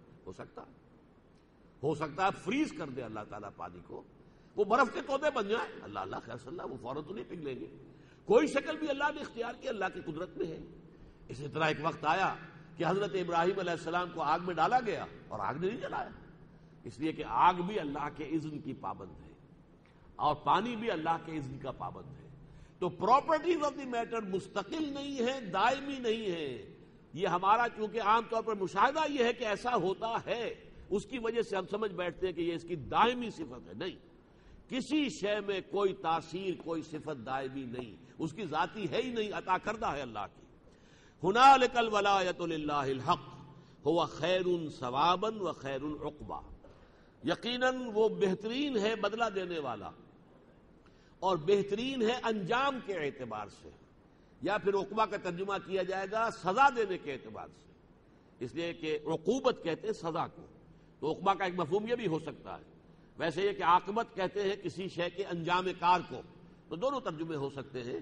بدلہ دینے میں، ثواب دینے میں بھی، چونکہ ثواب کا پھر جو ہے اپوزٹ آئے گا سزا، تو میں اس کو ترجیح دیتا ہوں کہ وہ بدلہ دینے میں بھی بہترین ہے اور سزا دینے میں بھی بہترین ہے، وہ سزا بھی بہترین دے گا۔ ہمارے پاس وقت ہے، ہم اگلا رکوع بھی پڑھ رہے ہیں۔ یہ ایک اور تمثیل ہے سورہ مبارکہ میں حیات دنیاوی کے لیے۔ دیکھیے ہماری زندگیوں میں زندگی ہماری سب سے محبوب شے بن جاتی ہے۔ اس زندگی ہی کو برقرار رکھنے کے لیے بھاگ دوڑ، یہ ساری معاش کی جد و جہد، صبح سے شام تک کی کمر توڑ دینے والی مشقت ہم میں سے ہر شخص کر رہا ہے، جھیل رہا ہے، کس لیے؟ زندگی کے لیے۔ اور زندگی کی سب سے بڑی چمک دمک دولت اور اولاد، لیکن ان کی اصل حقیقت کیا ہے؟ اب اس کو اس تمثیل کے پیرائے میں سنیے۔ وَاضْرِبْ لَهُم مَثَلَ الْحَيَاةِ الدُّنْيَا، اور اے نبی ان کے لیے ذرا دنیا کی زندگی کی بھی ایک مثال بیان کر دیجئے، اس کی اصل حقیقت ان پر ایک تمثیل کے ذریعے سے واضح فرما دیجئے۔ کَمَاءٍ أَنزَلْنَاهُ مِنَ السَّمَاءِ، اس پانی کے مانند کے جس کو ہم اتارتے ہیں آسمان سے، فَاخْتَلَطَ بِهِ نَبَاتُ الْأَرْضِ، تو پھر زمین کی روئیدگی اس کے ساتھ مل کر باہر نکل آتی ہے۔ زمین بے آب و گیا پڑی ہے، کوئی ہریاول نہیں، کوئی گھاس نہیں، کچھ نہیں۔ بارش برستی ہے تو اب ظاہر بات ہے کہاں سے گھاس نکل آئی ہے؟ یہ زمین کے اندر موجود تھا، اس کا مواد ڈورمنٹ تھا، پانی نے آ کر ایکٹیویٹ کیا اور یہ گھاس بن کر، ہریاول بن کر سطح زمین کے اوپر ظاہر ہو گئی۔ فَأَصْبَحَ حَشِيمًا تَذْرُوهُ الرِّيَاحُ، لیکن کچھ عرصے کے بعد پھر دھوپ پڑی اس پر اور وہ پیلی ہوئی، زرد ہوئی، چورا چورا ہو گئی، اور اس چورے کو پھر ہوا جو ہے لے کر اڑتی ہے ادھر سے ادھر، ادھر سے ادھر۔ یہ ایک سائیکل ہے جو آپ کی دنیا کے اندر آپ کی نگاہوں کے سامنے ہے۔ بالکل یہی معاملہ ہے انسان کا۔ انسان کا ایک وجود ہے مادی جو اس زمین سے آیا ہے، لیکن ایک اس کے لیے وہ ہے روح جو آسمان سے آتی ہے۔ جیسے نباتات جو ہے زمین کی، اس کا سارا مادہ مواد زمین میں تھا، ڈورمنٹ تھا، پانی برسا ہے، بارش برسی ہے، اس نے ایکٹیویٹ کیا ہے اور وہ ایک سبزے کی شکل میں، ہریاول کی شکل میں وہ زمین سے باہر آ گیا، لیکن اس کے بعد پھر سوکھ گیا، پیلا پڑ گیا، زرد ہو گیا، چورا چورا ہو گیا، پاؤں تلے روندا گیا، اور اس کے جو چورا ہے اس کو اب ہوا لے کے ادھر ادھر پھر رہی ہے۔ اسی طرح انسان، اب زمینی جو پیدائش اس کی ہے، اس کا ایک حیولہ، یہ پچھلے درس میں اب تفصیل سے بات آ چکی ہے، رحم مادر میں تیار ہوا۔ یہ زمینی مخلوق ہے، جسم انسان کا، ماں کا ہو باپ کا ہو، یہ زمینی ہے، زمین سے مٹی سے بنائے گئے ہیں۔ وَلَقَدْ خَلَقْنَا الْإِنسَانَ مِنْ صُلَالَةٍ مِنْ طِينٍ ثُمَّ جَعَلْنَاهُ نُطْفَةً فِي قَرَارٍ مَكِينٍ ثُمَّ خَلَقْنَا النُّطْفَةَ عَلَقَةً فَخَلَقْنَا الْعَلَقَةَ مُضْغَةً فَخَلَقْنَا الْمُضْغَةَ عِظَامًا فَكَسَوْنَا الْعِظَامَ لَحْمًا ثُمَّ أَنشَأْنَاهُ خَلْقًا آخَرَ۔ اور اس کے بارے میں حدیث آپ کو پچھلی مرتبہ سنا چکا ہوں کہ جب 4 مہینے کا جنین ہوتا ہے، امبریو ہوتا ہے ماں کے پیٹ میں، پھر آسمان سے فرشتہ بھیجا جاتا ہے، ثم یرسل الیہ الملک۔ یہ حدیث جو متفق علیہ ہے، بخاری اور مسلم دونوں میں، حضرت ابو عبد الرحمن عبداللہ ابن مسعود رضی اللہ تعالیٰ عنہ سے مروی ہے، اور وہ کہتے ہیں کہ حضور نے فرمایا وَهُوَ الصادق المصدوق، کوئی شک نہ کرنا اس بات میں جو حضور کہہ رہے ہیں، اس لیے کہ حضور سچے ہیں اور ان کی سچائی پر اللہ گواہ ہے۔ پھر وہ بات کیا بتائی؟ ان احدکم، حضور نے فرمایا تم میں سے ہر شخص کا، یجمع خلقہ فی بطن امہ 40 لیلۃ نطفۃ ثم علقۃ مثل ذلک ثم مضغۃ مثل ذلک ثم یرسل الملک فینفخ فیہ الروح، تم میں سے ہر شخص کی تخلیق اس طور سے ہوتی ہے کہ رحم مادر میں وہ 40 دن تو ہوتا ہے نطفے کی شکل میں، پھر 40 دن ہوتا ہے علقہ کی شکل میں، پھر 40 دن ہوتا ہے مضغہ کی شکل میں. اس کے بعد پھر فرشتے کو بھیجا جاتا ہے، فرشتہ آسمان سے آتا ہے، جیسے کہ بارش کا پانی بلندی سے آ رہا ہے، وہ اس میں روح پھونک دیتا ہے. اب وہ انسان بن گیا، اب اس کی تکمیل ہو گئی پوری. سواہا، اب وہ جب برآمد ہوا، ثم نخرجکم طفلا، یہ پچھلے درس میں تمام آیات آ چکی ہیں، سورہ حج کی اور سورہ مومنون کی. ثم نخرجہ طفلا، تو پھر اس کے بعد بچہ جو ہے وہ رحم مادر سے برآمد ہوا، پھر وہ اپنی پوری عمر کو پہنچا. لیکن اس کے بعد پھر چہروں پر جھریاں پڑی، بال جو ہیں وہ سیاہ نہیں سفید ہو گئے، اعضاء جو ہیں اور اعصاب جواب دے گئے. پھر وہ مرا اور وہ مٹی کے اندر مل کر پھر مٹی ہو گیا. جو شے وہاں سے آئی تھی وہ وہیں گئی، وہ وہاں سے آئی تھی. انا للہ و انا الیہ راجعون. ہمارا اصل وجود جو ہے روحانی وجود، جس کی وجہ سے کہ ہم مسجود ملائک بنے ہیں، جس کی وجہ سے کہ ہم خلیفۃ اللہ فی الارض قرار پائے ہیں، وہ تو انا للہ ہے، وہاں سے آئی تھی. و انا الیہ راجعون. زمین سے جو آیا تھا، مٹی سے جو حیولہ بنا تھا، رحم مادر میں جو پروان چڑھا تھا، وہ پھر مٹی میں چلا گیا. یہ ہے مثال زندگی کی. اب اس کا نتیجہ کیا نکالا؟ وَكَانَ اللَّهُ عَلَىٰ كُلِّ شَيْءٍ مُقْتَدِرًا. اللہ ہر شے پر قادر ہے، قدرت رکھتا ہے. المال والبنون زینۃ الحیات الدنیا. یہ میں نے شروع میں عرض کیا تھا، اس سورہ مبارکہ کا مرکزی مضمون یہ ہے. دیکھو، مال اور اولاد یہ اس دنیا کی زندگی کی زیبائش اور آرائش ہے. تمہاری روح کا اس سے کوئی تعلق نہیں. وہ تو تنہا تھی، وہاں سے آئی ہے، تنہائی چلی گئی. روح کا نہ کوئی باپ ہے، نہ بیٹا ہے، نہ بیوی ہے، نہ شوہر ہے. روح تو در حقیقت قل الروح من امر ربی. تمہارا اصل روحانی وجود وہ در حقیقت ان تمام رشتوں سے اور علائق سے بالکل جدا ہے، علیحدہ ہے، انڈیپینڈنٹ ہے. یہ مال و دولت دنیا، کس قدر پیارے الفاظ ہیں علامہ اقبال کے. واقعہ یہ کہ ان کی نظموں میں یہ نظم جو ہے بہت کلائمیکس کی ہے، چوٹی کی ہے. یہ مال و دولت دنیا، یہ رشتہ و پیوند، بتان وہم و گماں لا الہ الا اللہ. یہ سب بتان وہم و گماں ہیں. کیا رشتے، کیا یہ ہمارے آپس کے تعلقات ہیں؟ یہ سب اس ہمارا مادی وجود جو ہے یہ اس کے رشتے ہیں. کسی کا میں بیٹا ہوں اور کوئی میرا بیٹا ہے، یہ میرے مادی وجود کے حوالے سے. ورنہ اس کی روح، میرے والد کی روح، میری روح اور میری بیٹوں کی روح ایک ہی وقت میں موجود تھے قیامت میں، جبکہ انہیں پیدا کیا گیا اور کہا گیا کہ الارواح جلود مجندہ. وہ لشکروں کی شکل میں تھے. سب کی عمر ایک ہے، برابر ہے سب کے سب عمر کے اعتبار سے. چاہے وہ اب ہمارے حوال سے ہمارے کوئی جد امجد جو ہے 2000 سال پہلے یا 200 سال پہلے وہاں سے آئے تھے، عراق سے آئے تھے، یہاں آباد ہوئے تھے، یہ ہوا تھا. یہ سب کچھ جو ہے یہ صرف ہمارے اس مادی حیوانی وجود کے اعتبار سے. اور اس کے لیے ایک آزمائش کے طور پر، جیسے کہ پہلے رکوع میں فرمایا تھا، انا جعلنا ما علی الارض زینۃ لہا لنبلوہم ایہم احسن عملا.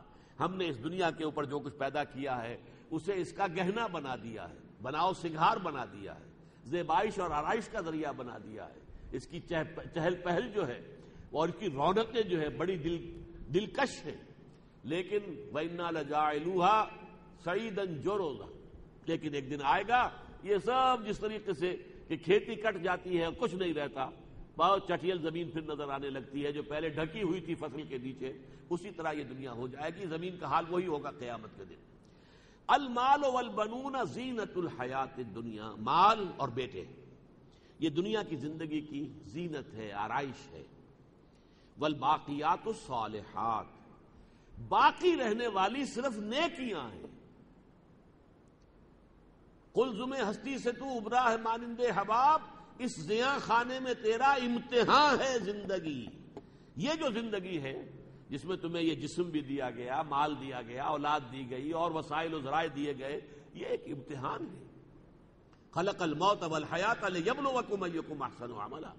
اگر اس میں کوئی نیکیاں کمائی ہیں، بھلے کام کیے ہیں، خیر جو ہے اس کے لیے کوئی صحیح جہد کی ہے، وہ ابدی ہے.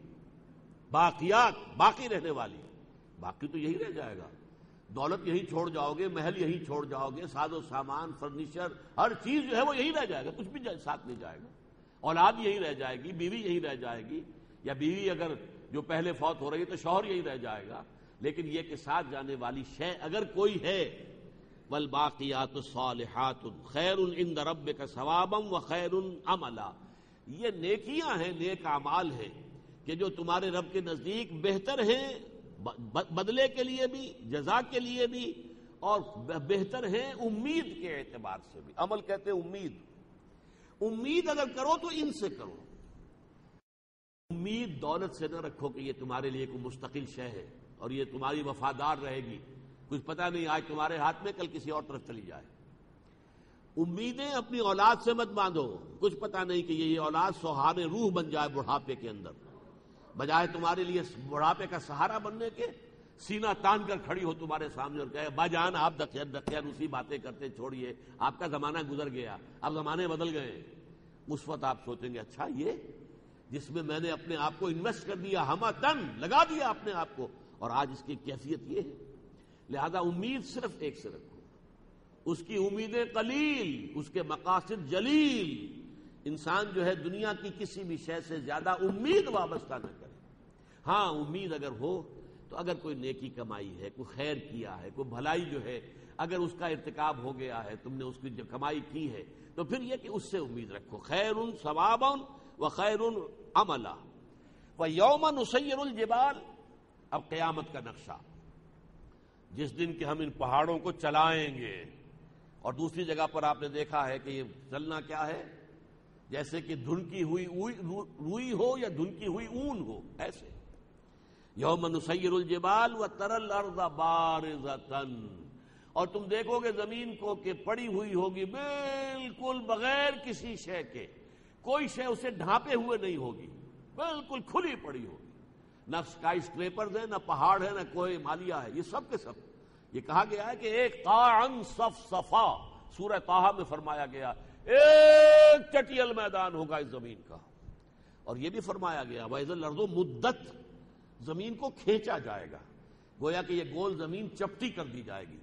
آپ کرمچ کی گیند کو لے کر اگر کھینچ سکتے ہو تو آپ کو معلوم ہے کہ وہ گولائی کے اندر سے جو ہے اس کی موٹائی کم ہونی شروع ہو جائے گی، اگر بہت قوت کے ساتھ کھینچے تو وہ چپٹی ہو جائے گی۔ اس زمین کو چپٹا کرنا ہے۔ دکت الارض دکن دکا وجاء ربک والملک صفا صفا، اسے کوٹ کوٹ کر ہموار کر دیا جائے گا، کھینچ کر چپٹا کر دیا جائے گا، پھر یہیں پر تمام انسان جمع ہوں گے، پروردگار کا بھی نزول اجلال ہوگا جس کو ہم نہیں جان سکتے کیفیت کیا ہوگی، حساب کتاب یہی ہونا ہے، قصہ زمین برسر زمین طے ہوگا، پھر جہنم بھی جہاں تک میرا گمان ہے وہ یہ کہ اسی زمین کے اندر سے برآمد ہوگی۔ یہ جو اس کے اندر کی جو حرارت ہے وہ آپ کو معلوم ہے کہ جو آتش فشاں کی شکل میں پھٹ کر باہر آتی ہے، جب زمین کو کھینچا جائے گا یہی برآمد ہو جائے گی، اور یہی یہاں پر نظر آئے گی، اور جہنم یہی ہوگی، البتہ جنتیں بلندیوں پر ہوں گی، پھر ان کے لیے آسمان کھولے جائیں گے، اور ہر ایک جو ہے اپنے اپنے مرتبے کی جنت کے اندر جو ہے لے جایا جائے گا۔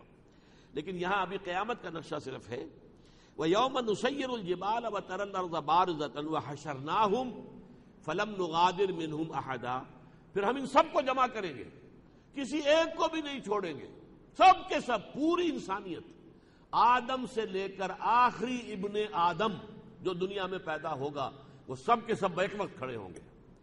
اب اس کے بعد جو آیت آئی ہے وہ بڑی اہم ہے، وَعُرِضُوا عَلَىٰ رَبِّكَ صَفًّا، اب وہ پیش کیے جائیں گے اپنے رب، آپ کے رب کے سامنے ہے محمد صلی اللہ علیہ وسلم، صفیں باندھے ہوئے کھڑی ہوگی پوری نو انسانیت، کتنے ارب ہوں گے، کتنے کھرب ہوں گے، واللہ عالم۔ اللہ تعالیٰ فرمائے گا لَقَدْ جِئْتُمُونَا كَمَا خَلَقْنَاكُمْ أَوَّلَ مَرَّةٍ، آ گئے ہو نا ہمارے پاس جیسے کہ ہم نے تمہیں پیدا کیا تھا پہلی بار۔ یہ ہے اصل جہاں پر کہ اب مائکروسکوپ لگا کر بیٹھ جائیے، مراد کیا ہے؟ تخلیق اولا مرہ کون سی تھی؟ اور یہ جو حاضری ہوگی قیامت کے دن اس سے کیا مشابہت ہے اس تخلیق اولا مرہ؟ تو تخلیق انسانی دو مراحل میں ہے۔ ارواح کی تخلیق ہوئی تھی، تمام ارواح بیک وقت، سب سے پہلے روح محمدی صلی اللہ علیہ وسلم، اور پھر تمام انسانوں کی ارواح، وہ جلود مجندہ، اس وقت تمام ارواح موجود تھی بیک وقت اللہ کے حضور۔ جب اللہ نے پوچھا ہے الست بربکم قالوا بلا، کیا میں ہی تمہارا مالک، آقا، رب اور پروردگار نہیں ہوں؟ کیوں نہیں؟ انہوں نے کہا کیوں نہیں، ہم مانتے ہیں، شہدنا، ہم گواہ ہیں کہ آپ ہمارے رب ہیں۔ یہ عہد الست، یہ قول و قرار لے کر پھر ان ارواح کو کولڈ سٹوریج میں رکھ دیا گیا، اور جیسے جیسے اب زمینی تخلیق ہوئی، جیسے جیسے حیولہ تیار ہوا، 4 مہینے کا رحم مادر میں ایک روح لا کر اس کی روح جو ہے اس کے ساتھ شامل کر دی گئی۔ یہ ہے حیات دنیاوی، یہ تخلیق ہے دوسری مرتبہ، یہ ہے اس حیوانی اور اس مادی دنیا میں تخلیق۔ اس مادی دنیا میں تخلیق جو ہے وہ وقت کے ساتھ بیک وقت نہیں ہے۔ آدم کی تخلیق ہزاروں برس پہلے ہوئی تھی، میری تخلیق اب سے کچھ 70 برس پہلے، رحم مادر میں اس کو بھی شامل کر لوں تو 70 برس بنتے ہیں۔ میری تخلیق اب ہوئی ہے، میرے بیٹوں کی تخلیق آج سے کوئی 40 برس پہلے، کوئی کسی کا 50 برس پہلے ہوئی ہے۔ یہی ہے، یہ تو گویا کہ زمانے کے ساتھ ہے۔ بیک وقت تو 10 نسلیں ایک جگہ کھڑی آپ کو نظر نہیں آئیں گی، زیادہ 3 نسلیں دیکھ لیں گے آپ، 4 دیکھ لیں گے، پردادا، دادا، بیٹا، پوتا، اگر 4 نسلیں نظر آ جائے بیک وقت تو یہ بھی بہت بڑی بات ہے، ورنہ تو زمانی طور پر ان کے درمیان جو ہے وقفہ ہوگا۔ لیکن 2 چیزیں، 2 مواقع ایسے ہیں کہ اس وقت بھی تمام ارواح اللہ کے سامنے موجود تھی، تمام کی تمام، اور قیامت میں بھی تمام انسان اللہ کے سامنے موجود ہوں۔ فرق صرف یہ ہے کہ وہاں ان کو ساتھ جسم بالکل نہیں تھا، ارواح ہی ارواح تھی، اور اب جو قیامت میں ہمیں پیدا کیا جائے گا اور پھر ہم سب کے سب جمع ہوں گے تو ہمیں ایک جسم بھی دیا جائے گا۔ وہ جسم بے نہیں، یہی نہیں ہوگا جس کے ساتھ کہ آج ہم یہاں جی رہے ہیں، جسم ہوگا، اس جیسا ہوگا، لیکن اس کے خواص مختلف ہوں گے۔ اس کی کھال ایسی ہوگی کہ جیسے ہی آگ جلا دے گی فوراً ٹھیک ہو جائے گی، تاکہ جلن مسلسل رہے، ایسا نہ ہو کہ کھال مردہ ہو جائے تو پھر اس کے اندر جو ہے وہ جلن کی حس جو ہے وہ ختم ہو جائے۔ اور وہاں تو وہ جسم ہوگا کہ ہمارے ہاتھ ہمارے خلاف گواہیاں دیں گے، ہمارے پاؤں ہمارے خلاف گواہیاں دیں گے۔ اس اعتبار سے جسم کے ساتھ ہوں گے قیامت کے دن، اور بغیر جسم کے تھے اس ازل میں۔ لیکن ایک اعتبار سے مشترک نقطہ یہ ہے، اس وقت بھی تمام انسانوں کی ارواح موجود تھیں، اور قیامت میں بھی تمام انسان اللہ کے سامنے کھڑے ہوں گے۔ وَعُرِضُوا عَلَىٰ رَبِّكَ صَفًّا لَقَدْ جِئْتُمُونَا كَمَا خَلَقْنَاكُمْ أَوَّلَ مَرَّةٍ بَلْ زَعَمْتُمْ أَن لَّن نَّجْعَلَ لَكُم مَّوْعِدًا۔ لیکن تمہیں دنیا کی زندگی کے دوران یہ گمان اور یہ گمراہی لاحق ہو گئی تھی کہ یہ تمہارے لیے کوئی وقت معین نہیں ہوگا کہ تمہیں اپنے رب کے سامنے پیش ہونا پڑے۔ بھول گئے تھے تم اپنے اس قول کو بھی بھول گئے تھے، الستو بربکم قالوا بلی۔ تمہارے ذہن سے اس کا تصور بھی نکل گیا تھا کہ ایک دن اپنے رب کی طرف پھر حاضر ہونا ہے۔ ووضع الکتاب، اور پھر کتاب نامہ لا کر رکھ دیا جائے گا، حساب کتاب والا کتاب وضع رکھ دی جائے گی۔ اس کو میں کہا کرتا ہوں کہ یہ کوئی بہت بڑا کمپیوٹر ہوگا، جو آج کا بڑے سے بڑا کمپیوٹر جو بھی ہے، سپر کمپیوٹرز، ان سے بھی 1000 گنا بڑا، 1,00,000 گنا بڑا کمپیوٹر، جس میں ہر فرد نوع بشر کی پوری زندگی کی فلم، اس کی زبان سے نکلا ہوا ایک ایک حرف محفوظ ہوگا۔ آپ دیکھتے ہیں کمپیوٹر میں ایک بٹن دباتے ہیں اور سب کچھ آ جاتا ہے سامنے، ایک بٹن۔ آج جو واقعہ یہ ہے کہ جو ایجادات انسانوں نے کر لی ہیں، اس سے یہ بعث بعد الموت، حساب کتاب، یہ تمام باتیں جو ہیں بہت آسان ہو گیا ان پر ایمان لانا، ورنہ کیسے زندہ ہو جائیں گے۔ آج ہم آوازیں سنتے ہیں، جو فوت ہو چکے ان کی تقریریں سنتے ہیں، فوت ہو چکے تقریریں محفوظ ہیں، تو اسی طریقے سے تمام انسانوں کا ایک ایک حرف زبان سے نکلا ہوا اللہ کے یہاں محفوظ ہے۔ آج تو سمجھنا آسان ہے، اگر ٹیپ ریکارڈر، ہمارا ایجاد کردہ ٹیپ ریکارڈر جو ہے وہ آوازوں کو محفوظ کر لیتا ہے، اور وہ آدمی مر گیا ہے لیکن اس کی آواز موجود ہے۔ تان سین کبھی کا مر گیا، کھپ گیا، سہگل میری مراد ہے، اس کے گانے آج بھی جو ہے وہ فضا کے اندر لہراتے ہیں، لیکن یہ کیوں ہو گیا؟ اس لیے کہ وہ آواز محفوظ کر لی گئی، تو یہ آوازیں محفوظ ہو جائیں گی۔ ما یلفظ من قول الا لدیہ رقیب عتید، جو بات بھی زبان سے نکلتی ہے اس کو ریکارڈ کرنے والے موجود ہیں، جو بڑے مستعد ہیں، کوئی ایک حرف بھی نہیں رہ جائے گا۔ اسی طرح ایک بٹن دبے اور تمہارا فلم تمہاری چلنی شروع ہو جائے۔ دیکھ لیجئے، یہ ہیں آپ، پیدائش سے لے کر موت تک، خود دیکھ لیجئے، آپ کی گواہی کی کسی اور شے کی ضرورت ہی نہیں ہے۔ اقرا کتابک کفی بنفسک اليوم علیک حسیبا، خود اپنا اعمال نامہ دیکھ لو بھائی، پڑھ لو، کوئی اور حساب کتاب کرنے والے کی ضرورت ہی نہیں، تم کافی ہو خود۔ ووضع الکتاب، فَتَرَى الْمُجْرِمِينَ مُشْفِقِينَ مِمَّا فِيهِ، تو تم دیکھو گے کہ جو مجرم ہیں وہ لرزاں و ترساں ہوں گے، ان کے چہرے خوف کے مارے زرد پڑ رہے ہوں گے، اس لیے کہ انہیں معلوم ہے کہ اس میں کیا ہے۔ جیسے امتحان کے بعد جب ہائی اسکول میں رزلٹ ڈکلیئر ہوا کرتا تھا تو بہت سے بچوں کے چہروں پر رزلٹ پہلے سے لکھا ہوا موجود ہوتا تھا، انہیں تو معلوم تھا کہ ہمیں فیل ہونا ہے، لہذا سوکھا ہوا چہرہ، اڑا ہوا رنگ، اور کچھ لوگ ایسے ہوتے تھے وہ بڑے خوش ہوتے تھے۔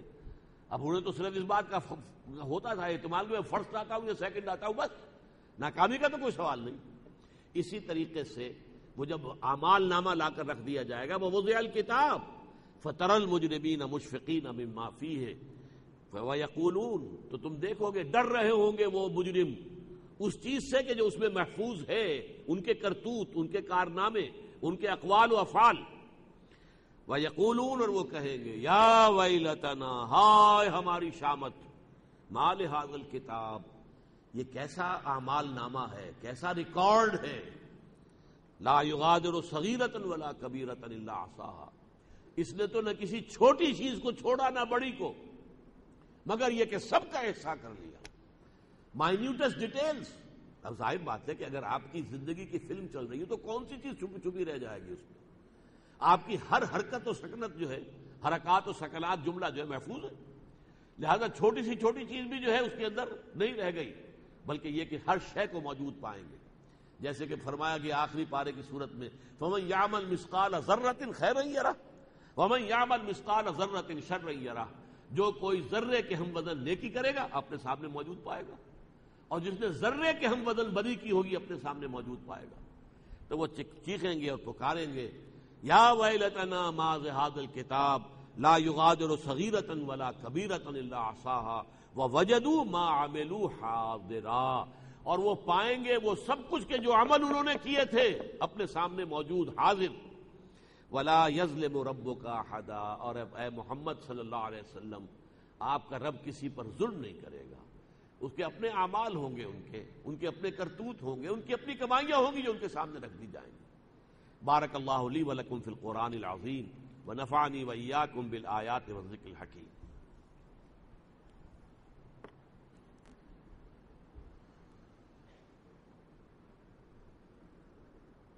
یہ ایسی جگہ رکھا ہوا تھا کہ تقریر کے دوران تو میں پانی پی نہیں سکتا،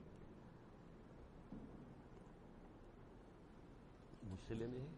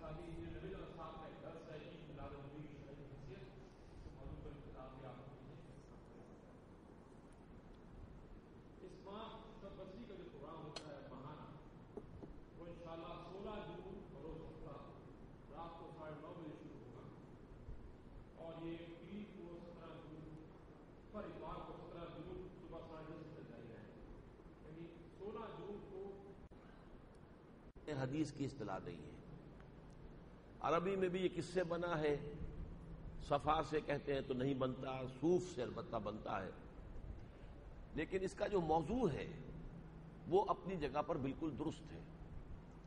عنوان کے بارے میں رائے ہو سکتی ہے اختلافی، اس کا موضوع وہی ہے کہ جو دین کی اصطلاح ہے احسان، تزکیہ نفس، باطنی طور پر انسان کی تطہیر ہو، پاک کیا جائے، انسان اپنے اندر سے پاک ہو جائے، اس کے ارادے خالص اللہ تعالیٰ کی رضا جوئی کے تابع ہو جائیں، کوئی اور اس کے اندر مقصد اور کوئی اور جو ہے کوئی موٹیوز نہ رہے حیوانی، تو یہ چیزیں جو ہے یہ مطلوب ہے، پسندیدہ ہیں۔ البتہ حضور صلی اللہ علیہ وسلم اور صحابہ کرام کے زمانے میں یہ در حقیقت کسی اضافی مجاہدے سے نہیں بلکہ جہاد فی سبیل اللہ ہی کے ذریعے سے یہ ساری کیفیات حاصل ہو جاتی تھی۔ جہاد میں تکلیف بھی اٹھانی پڑتی تھی، قربانیاں دینی پڑتی تھیں، راتوں کو جاگنا پڑتا تھا، مشقتیں جھیلنی پڑتی تھیں، تو اس سے نفس کشی جو ہے وہ خود بخود ہوتی تھی کہ اس کے بعد جب جہاد کا سلسلہ جو ہے بعض حالات بعض مواقع کی وجہ سے جبکہ ملوکیت کا جو رواج ہو گیا اسلامی ممالک میں، تو وہ جہاد کی صورت ختم ہو گئی، تو پھر مجاہدے کی اور شکلیں پیدا کی گئی ہیں جو ہمارے صوفیاء نے پیدا کی ہیں۔ اس میں یہ کہ مقصد تو ہے وہی ان کا کہ تزکیہ نفس ہو جائے، لیکن یہ طریقے مسنون نہیں ہیں۔ ہمیں تزکیہ نفس کے لیے جو مسنون طریقے ہیں جو حضور صلی اللہ علیہ وسلم سے معصور ہیں انہی کو اختیار کرنا چاہیے، اور جہاد فی سبیل اللہ کے ذریعے ہی سے مجاہدہ نفس کرنا چاہیے۔ البتہ تصوف کا جو اصل موضوع ہے، ہدف ہے، وہ درست ہے، غلط نہیں۔ محمد عرفان صاحب،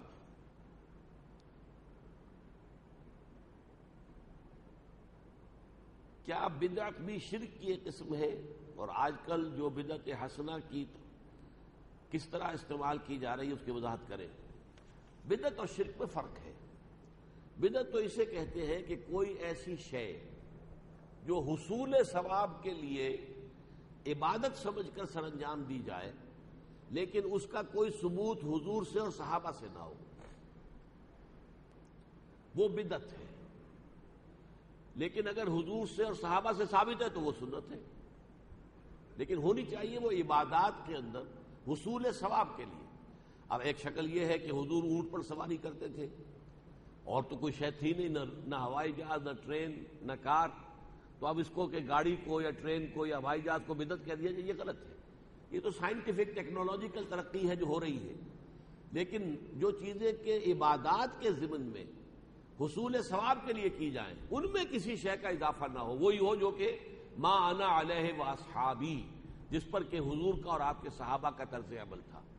اگر کوئی اور رسم ہم ایجاد کر لیں گے، مثلا اب یہ تیجا ہے، سوئم ہو رہا ہے، قرآن خوانی ہو رہی ہے تیسرے روز جمع ہو کر، اس کا کوئی ثبوت نہیں، نہ صحابہ کی زندگیوں میں نہ حضور کا اپنا عمل ہے، یہ در حقیقت بدعت شمار ہوگی۔ آپ جو ہے 10واں منا رہے ہیں، 7واں منا رہے ہیں، کوئی ثبوت نہیں۔ تو یہ چیزیں وہ ہیں کہ جو بدعات کی شکل میں آ گئی ہیں، اور اس لیے کہ ظاہر بات ہے کہ اس میں حصول ثواب بھی ہے اور ایصال ثواب بھی پیش نظر ہے، تو حصول ثواب اور ایصال ثواب کے لیے کام وہی کیے جانے چاہیے جن کا ثبوت حضور اور صحابہ کے طرز عمل میں مل جائے۔ بدعت حسنہ کا لفظ جو ہے وہ صرف حضرت عمر نے استعمال کر لیا تھا کہ تراویح کا یہ نظام جو ہے کہ سب مسلمان مل کر ایک امام کے پیچھے جماعت کی شکل میں 20 رکعت نماز پڑھیں، یہ حضور کے زمانے میں نہیں تھا، حضرت عمر نے اس کو جاری فرمایا، تو اسے بدعت کہ حالانکہ بدعت اس لیے نہیں ہے کہ حضرت عمر تو خود صحابی ہیں، خلیفہ ہیں، حضور نے تو فرمایا علیکم بسنتی و سنت الخلفاء الراشدین المہدیین، اور میں نے بھی ابھی تک جو تعریف کی ہے وہ یہ ہے کہ جس کا ثبوت صحابہ سے اور حضور سے نہ ملے، تو یہ ثبوت تو حضرت عمر سے مل رہا ہے، لہذا یہ اس دائرے سے خارج ہو جائے گا۔ لیکن ٹیکنیکلی حضور نے اس کے لیے بدعت کا لفظ استعمال کر دیا صرف اس لیے کہ یہ حضور کے زمانے میں نہیں تھا۔ لوگ اپنے طور پر جو ہے نمازیں پڑھتے تھے، رات کو قیام اللیل کرتے تھے، مختلف لوگ جو ہے مختلف اوقات میں، حضور صلی اللہ علیہ وسلم کا بھی معاملہ یہی ہے، آپ عام طور پر جو ہے صرف 8 رکعتیں تہجد کی جو ہے وہی ادا کرتے تھے، رمضان میں بھی، رمضان میں زیادہ طویل کر دیتے تھے، لیکن یہ ہے کہ بعد میں حضرت عمر نے یہ نظام قائم کیا، اور یہ اب ایک خلیفہ راشد کا قائم کیا ہوا نظام ہے، یہ بدعت نہیں ہے بلکہ سنت خلیفہ راشد ہے، علیکم بسنتی و سنت الخلفاء الراشدین المہدیین، حضور کے اپنے فرمان مبارک کے مطابق۔ البتہ حسنہ کا لفظ آپ نے خود کہہ دیا اس لیے کہ اس کے اندر جو ہے اچھائی ہے، اگرچہ یہ حضور کے زمانے میں نہیں تھی۔ محمد آصف صاحب، جب وسائل کی اہمیت نہ ہونے کے برابر ہے تو پھر اقامت دین کے لیے انتظار کیوں کیا جا رہا ہے کہ جب تک اتنے آدمی مہیا نہیں ہوتے کوئی اقدام نہیں کیا جائے گا؟ دیکھیے، میں نے یہ نہیں کہا کہ کوئی اہمیت نہیں ہے، فیصلہ کن اہمیت وسائل کی نہیں ہے، یہ تو نہیں کہہ سکتے آپ کہ کوئی اہمیت نہیں ہے۔ آپ اگر ہل نہیں چلائیں گے، گندم نہیں بوئیں گے تو کہاں سے گندم ہو جائے گی؟ لیکن یہ نہ سمجھیے کہ یہ سارا آپ ہی کے اوپر دار و مدار ہے، بلکہ اللہ تعالیٰ کا اذن، اللہ کی مرضی. کوئی فعل، میں نے یہ گھڑی اٹھائی، میں نہیں اٹھا سکتا تھا اگر اللہ نہ چاہتا، تو اس کو اٹھانے کا ارادہ میرا ہے، اس ارادے کی تکمیل اللہ کی طرف سے. یہ دونوں چیزیں ہر وقت پیش نظر رہنی چاہیے. لہذا اسباب و وسائل سے مستغنی ہونا نہیں ہے. اسباب و وسائل کو استعمال کرو، بھرپور طریقے پر استعمال کرو، لیکن تمہارا توکل اسباب پر نہ ہو، بھروسہ اسباب پر نہ ہو. یہی وجہ ہے کہ غزوہ حنین میں جبکہ 12,000 صحابہ حضور کے ساتھ تھے، 12,000 کا لشکر، لیکن بھگدڑ مچ گئی. اور جبکہ حوازن کے تیر اندازوں کی طرف سے بوچھاڑ آئی ہے تیروں کی، تو عام لوگ بھاگ گئے. کہتے ہیں شبلی نے تو 30-40 کی تعداد لکھی ہے، سید سلیمان صاحب نے تصحیح کی اپنے استاد کی کہ نہیں 300-400 رہ گئے تھے. 12,000 میں سے صرف 300-400 کا رہ جانا، گویا 11,500 کا میدان سے بھاگ جانا کتنی بڑی بھگدڑ ہے. قرآن نے یہی کہا ہے وَيَوْمَ حُنَيْنٍ إِذْ أَعْجَبَتْكُمْ كَثْرَتُكُمْ. یاد کرو اس حنین کو، دن کو، حنین کے دن کو کہ تمہیں اپنی کثرت پر گھمنڈ ہو گیا تھا. تو تعداد نہیں، 313 تھے، تم نے شکست دی اللہ کے اذن سے. 12,000 تھے، 11,000 بھاگ گئے، حالانکہ بعد میں دوڑ کے واپس آ گئے. حضور نے جب صدا لگائی اور رجز پڑھا ان النبی لا کذب انا ابن عبد المطلب، اور الی عباد اللہ، الی یا اصحاب الشجرہ، الی یا اصحاب البدر، آؤ لوٹو، کہاں جا رہے ہو، اے وہ لوگوں جنہوں نے مجھ سے بیعت کی تھی درخت کے نیچے. تو پھر لوگ لوٹ آئے. لیکن یہ کہ بھروسہ نہیں ہونا چاہیے نہ تعداد پر. البتہ جب آپ پلان کریں گے کوئی کام کرنا، اس میں وسائل اور اسباب کو پیش نظر رکھنا لازم ہے اور مسنون ہے.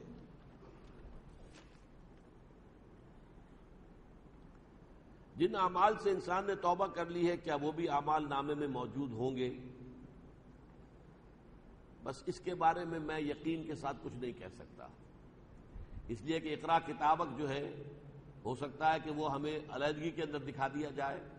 اللہ تعالیٰ جو ہے وہ بعض لوگوں کا صرف سرسری سا ہی معاملہ کرے گا. تو اس کے مختلف احوال اور کیفیات آتی ہیں، یہ ساری تفاصیل تو در حقیقت وہیں جا کر معلوم ہوگی.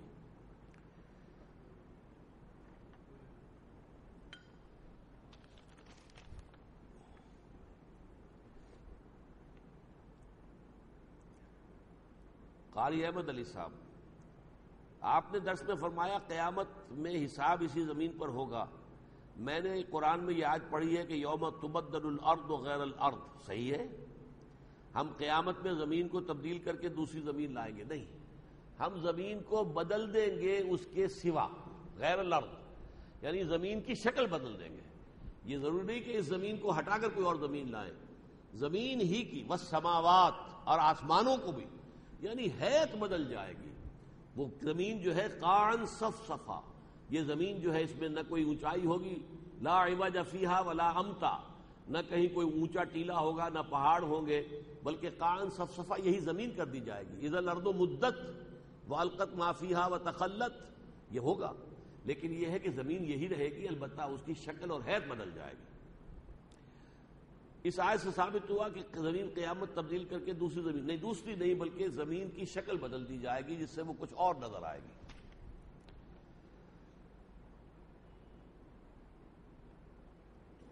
رضوان احمد صاحب، آپ نے فرمایا کہ ارواح کی پیدائش کے وقت سب سے پہلے روح محمد پیدا کی گئی. اس کا کوئی حوالہ تو بہت مشہور حوالہ ہے، اگرچہ محدثین اس حدیث کی سند کو قبول نہیں کرتے، لیکن اکثر لوگوں نے، مفسرین نے بھی اس حدیث کو قبول کیا ہے اور کوٹ کیا ہے. اول ما خلق اللہ نوری، اللہ نے سب سے پہلے جو شے پیدا کی وہ میرا نور، یعنی میری روح. نور، چونکہ یہ روح جو ہے نورانی ہے، فرشتے بھی نورانی ہیں، نور سے پیدا کیے گئے، اور یہ ارواح انسانیہ بھی نورانی ہیں، نور سے پیدا کی گئی. تو اس میں کون سے حرج کی بات ہے، کون سی مشکل بات ہے یہ ماننے کی کہ سب سے پہلے حضور کی روح مبارکہ جو ہے، روح پر فتو پیدا کی گئی ہو. واللہ عالم، اور میں اس کا قائل ہوں. ڈاکٹر انوار احمد صاحب، کمانے کی جائز صورت اس موجودہ دور میں جہاں سود عام ہے کیا ہوگی؟ دیکھیے، سود عام ہے لیکن اس کی مقدار اور کمیت یا گاڑھا پن جو ہے سب جگہ ایک جیسا نہیں ہے. مثلا ایک ہے بینک، بینک تو در حقیقت قائم ہی سود پر ہے. کم شرح سود پر ڈپازٹ لی جائے اور زیادہ شرح سود پر ایڈوانس کیا جائے، قرضہ دیا جائے، تو درمیان میں بچت اس کی ہے. یہی اس کی پروپوزیشن ہے. یہ دوسری بات ہے کہ وہ انویسٹمنٹ بھی کرتا ہے، کاروبار بھی کرتا ہے، لیکن وہ اضافی چیزیں.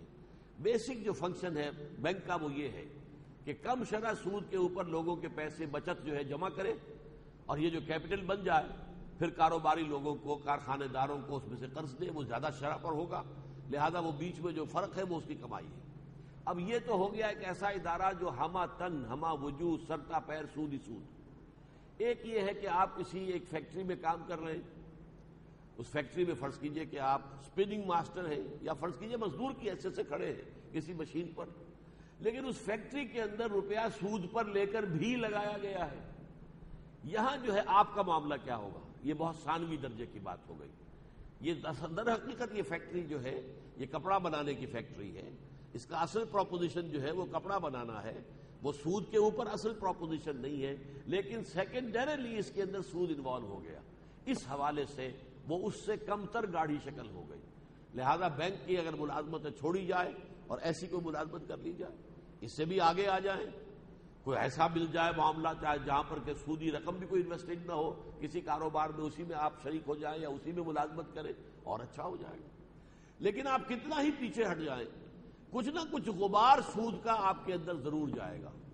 یہ حضور کی حدیث ہے کہ لوگوں پر ایک زمانہ ایسا آ جائے گا کہ چاہے وہ براہ راست سود کا معاملہ نہ کرے، لیکن سود کا غبار یا سود کا دخان، سود کی بھاپ یا دھواں اور سود کا غبار جو ہے گردہ، وہ ان کے اندر لازم بن جائے گا. وہ میری اور آپ کی یہ حالت ہے کہ ہم گندم کا ایک دانہ بھی کھاتے ہیں تو اس میں بھی سود ہے، اس لیے کہ جو بھی پیداوار ہوتی ہے اس میں فرٹیلائزرز آتے ہیں تو وہ سودی قرضوں پر ہے. کئی ٹریکٹر لیا گیا تو سودی قرضے پر ہے، اور جو بھی ہے معاملہ سارے سودی ہیں. بیج لیے گئے تو سودی قرضے پہ لیے گئے ہیں. تو سود جو ہے وہ گندم کے ہر دانے میں پیوست ہے. لیکن اس سود سے نہ میں بچ سکتا ہوں نہ آپ بچ سکتے. یہ جو میرے اندر اور آپ کے اندر پولیوشن جا رہی ہے، گندگی جا رہی ہے سود کی، اس کا پھر کفارہ یہ ہے کہ جو توانائی بھی مجھے حاصل ہوئی ہے اس گندم کے کھانے سے، میں اس کا اکثر و بیشتر حصہ صرف کر دوں اللہ کے دین کو قائم کرنے کی جد و جہد میں، تاکہ ایک معاشرہ ایسا قائم ہو جائے کہ جس میں سود سرے سے موجود نہ ہو. اس کے لیے جد و جہد کریں گے تو ہماری یہ کوتاہی جو ہے اس کا ازالہ ہو جائے گا. محمد شاہد صاحب، سورہ کہف کے مضامین کے اعتبار سے انسانی نفسیات اور اس کی پستی کو واضح کیا گیا ہے. مال اور اولاد کے حوالے سے اس ضمن میں میرا سوال یہ ہے کہ فطرت اور جبلت میں کیا فرق ہے؟ بڑا پیارا سوال ہے یہ. دیکھیے، عام طور پر ہم لفظ فطرت ہی استعمال کرتے ہیں، جبلت تو بہت شاذ استعمال ہوتا ہے، لیکن یہ بالکل صحیح استعمال کیا گیا یہاں پر. جبلت ہماری جو ہے وہ اینیمل انسٹنکٹس کا نام ہے، فطرت ہمارے روحانی وجود کے تقاضے ہیں. فطرت ہماری بہت اونچی ہے. فطرت اللہ التی فطر الناس علیہا، یہ فطرت جو ہے اسے تو اللہ اپنی طرح منسوب کر رہا ہے، جیسے روح انسانی کو اپنی جانب منسوب کرتا ہے. یسألونک عن الروح قل الروح من امر ربی، یہ تمہارے رب کا امر ہے. تو روح جو ہے اس کے جو تقاضے ہمارے اندر ہیں وہ فطرت ہے، فطرت کے تقاضے ہیں. اور ہمارا جو حیوانی وجود ہے اس کے جو تقاضے ہیں وہ جبلت ہے. جبلت وہ ہے جس کو کہ فرائڈ کہتا ہے ایڈ یا لیبیڈو. ہمارے اینیمل انسٹنکٹس جو ہے وہ جبلت ہے، اور فطرت ہے روحانی تقاضے. سوال کا جواب ابھی ممکن نہیں تو برائے مہربانی سوال کے جواب پوسٹ کے ذریعے دے دیا جائے. نہیں، میں نے تو آپ کے سامنے عرض کر دیا ہے.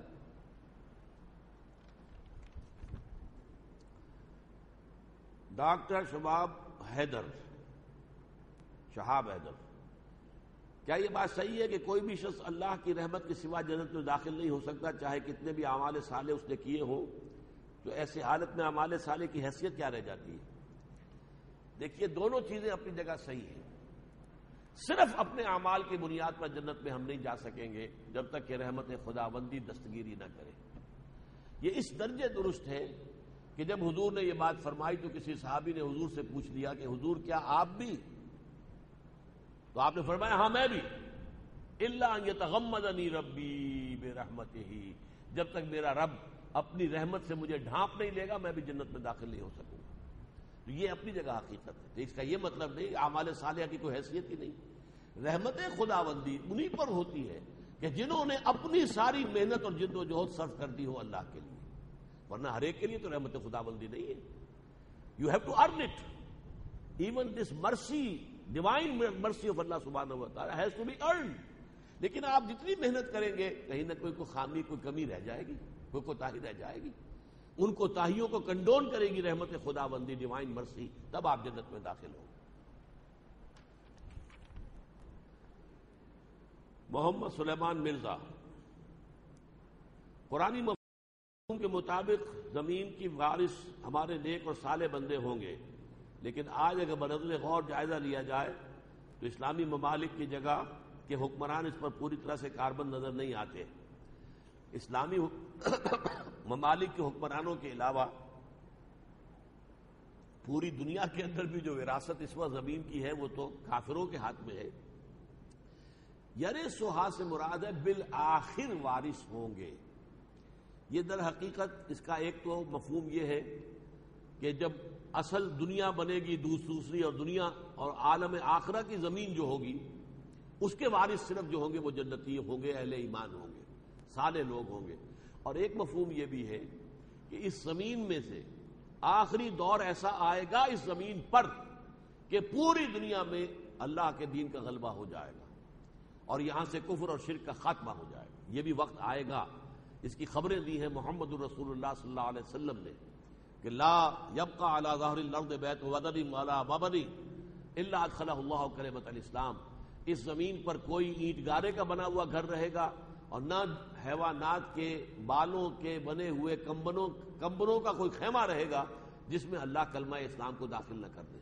تو پوری زمین کے وارث اہل ایمان ہو جائیں گے، اس زمین کے بھی، قیامت سے قبل.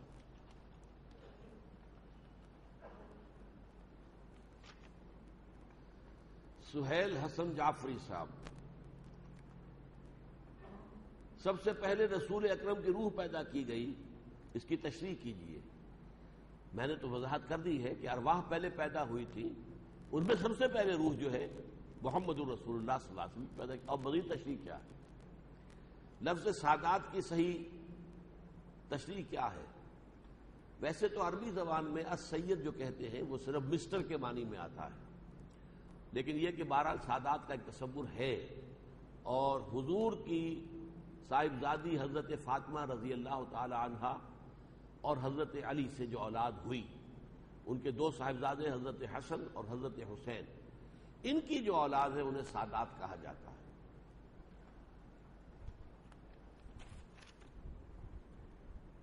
اب یہ آ گئے سید عبد القدیر علی صاحب آ گئے. دیکھیں سید صاحب آ گئے.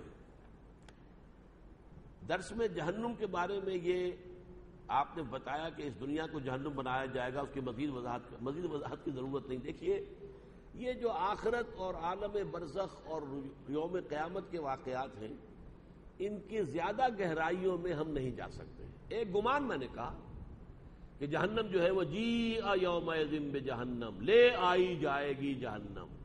کہاں لے آئی جائے گی؟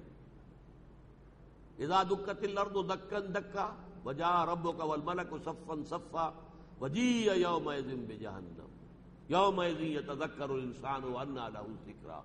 زمین کو کوٹ کوٹ کر چپٹا کر دیا جائے گا. دوسری جگہ کہا اذا الارض مدت، یا زمین کو کھینچ دیا جائے گا. پھر اسی زمین پر نزول اللہ تعالیٰ فرمائیں گے. کیفیت ہم نہیں جان سکتے. فرشتے آئیں گے، تمام انسان بھی کھڑے ہوں گے. لقد جئتمونا کما خلقناکم اول مرہ. یہ سارے معاملات جو ہیں یہ تو ہے یقینی باتیں، قرآن میں ہے، حدیث میں ہے. باقی یہ کہ جہنم یہی ہوگی یا نہیں ہوگی یہ میرے ایک گمان کے درجے میں ہے کہ در حقیقت اس کی جہنم جو ہے اسی میں سے برآمد ہو جائے گی، واللہ عالم. لیکن اس کی مزید کسی شرح میں اور تفصیل میں جانے کا کوئی فائدہ نہیں. بلکہ آپ یہ بھی کہہ سکتے ہیں کہ آپ بھی یہ نہ ہی کہتے تو اچھا تھا، میں بھی اگر یہ بات نہ کہتا تو اچھا تھا. خبیب صدیقی، روز قیامت اللہ تعالیٰ جو جسم عطا فرمائے گا، کیا اس جسم میں یہی یقیناً یہی روح ہوگی؟ اس میں روح اور اس کے ساتھ ہمارا نفس، جان، جو ہمارے حیوانی جو وجود ہے اس کے اندر اصل اس کی شے جان ہے. اب حیوانات کے اندر جان تو ہے، گدھے میں، گھوڑے میں، بلی میں کیا ہے؟ جان تو ہے، روح نہیں ہے۔ ہمارے اندر دو چیزیں ہیں، روح بھی ہے اور جان بھی ہے۔ روح اور جان یہ دونوں قبض کر لی جائیں گی، اور پھر جو نیا جسم دیا جائے گا اس کے اندر ان کو ودیعت کر دیا جائے گا۔ یہ ہے وہ بات کہ جو قرآن مجید کے مطالعے سے سمجھ میں آتی ہے، واللہ عالم۔ اگر نہیں ہوگی تو وضاحت فرمائے، نہیں میں نے کہا ہوگی، یہ روح اس کے اندر شامل ہوگی۔ وسیم احمد صاحب، آپ نے عرض کیا کہ بینک میں جو بھی افراد اس وقت سروس کر رہے ہیں وہ ٹھیک نہیں بلکہ حرام ہے۔ میں ایک اسٹوڈنٹ ہوں، میں اکاؤنٹس میں تعلیم حاصل کرتا ہوں، کیا آپ کی بات کے حوالے سے میں اکاؤنٹس پڑھنا چھوڑ دوں کیونکہ اس تعلیم کا آخر یہی بینکنگ ہی ہے؟ اس صورتحال میں مجھے اور میرے ساتھی اسٹوڈنٹس کو کیا کرنا چاہیے؟ دیکھیے، یہ آپ کی اپنی ایک حس جو ہے، اگر احساس آپ کے اندر اتنا ہو گیا ہے تو آپ کوئی اور پروفیشن جو ہے وہ چوز کر سکتے ہیں۔ ویسے تو یہ کہ اکاؤنٹ لازماً نہیں ہے، آپ کسی ملک کے اندر اکاؤنٹنٹ بھی لگ سکتے ہیں کسی فرم میں، لیکن اس میں بھی یہ قباحت رہے گی کہ آپ سودی لین دین کی انٹریز جو ہیں وہ لکھیں گے یا پاس کریں گے۔ ظاہر بات ہے کہ تمام جتنی بھی فرمز ہیں ان کے اندر سود کا پیسہ انویسٹ ہوتا ہے، تو بہتر یہی ہے کہ آپ اس پروفیشن کو چھوڑ دیں، کوئی اور پروفیشن اختیار کریں۔ تم نہیں اور صحیح، اور نہیں اور صحیح، اللہ تعالیٰ جو ہے وہ رزق دے دے گا۔ اگر یہ احساس آپ کے دل میں جاگزی ہو جائے اور آپ اپنا یہ پروفیشن ترک کر دیں تو یہ بہت ہی قابل مبارکباد بات ہوگی۔ خواجہ احد صاحب، when Allah subhanahu wa ta'ala is the doer of all we do, then up to what limits we should strive for a goal? We have to strive to our utmost. لیکن ہوگا وہی جو اللہ کی اجازت ہوگی، یہ نہیں ہے بغیر ہمارے کیے کچھ اللہ نہیں کرے گا۔ کیوں کرے گا؟ آپ کریں گے، اللہ منظور کرے گا، اس کا نتیجہ ظاہر ہو جائے گا۔ تو محنت آپ کو کرنی ہوگی، گندم پیدا کرنے میں محنت آپ کو کرنی ہوگی، ہل آپ کو جوتنا ہوگا، زمین جو ہے آپ کو اس کو سیراب کرنا ہوگا، بیج ڈالنا ہوگا، فصل کی دیکھ بھال کرنی ہوگی، تب گندم آئے گی۔ لیکن ان سارے کاموں میں اذن رب شامل ہے۔ اگر اللہ چاہے گا تو آپ کی ساری محنت جو ہے رائے گاں چلی جائے گی، ساری محنت آپ نے کی اور وہ جو ہے پوری کی پوری جو ہے کوئی پالا پڑ گیا یا کوئی اولے آ گئے اور آپ کی ساری محنت ضائع ہو گئی۔ تو اس حوالے سے ذہن میں یہ رکھیے کہ انجام کار نتائج اللہ کے اذن کے بغیر نہیں نکل سکتے۔ ہمارا ٹوٹل ڈیپینڈنس، ہمارا جو بھروسہ اور جو ہمارا توکل ہے وہ اسباب پر نہ ہو۔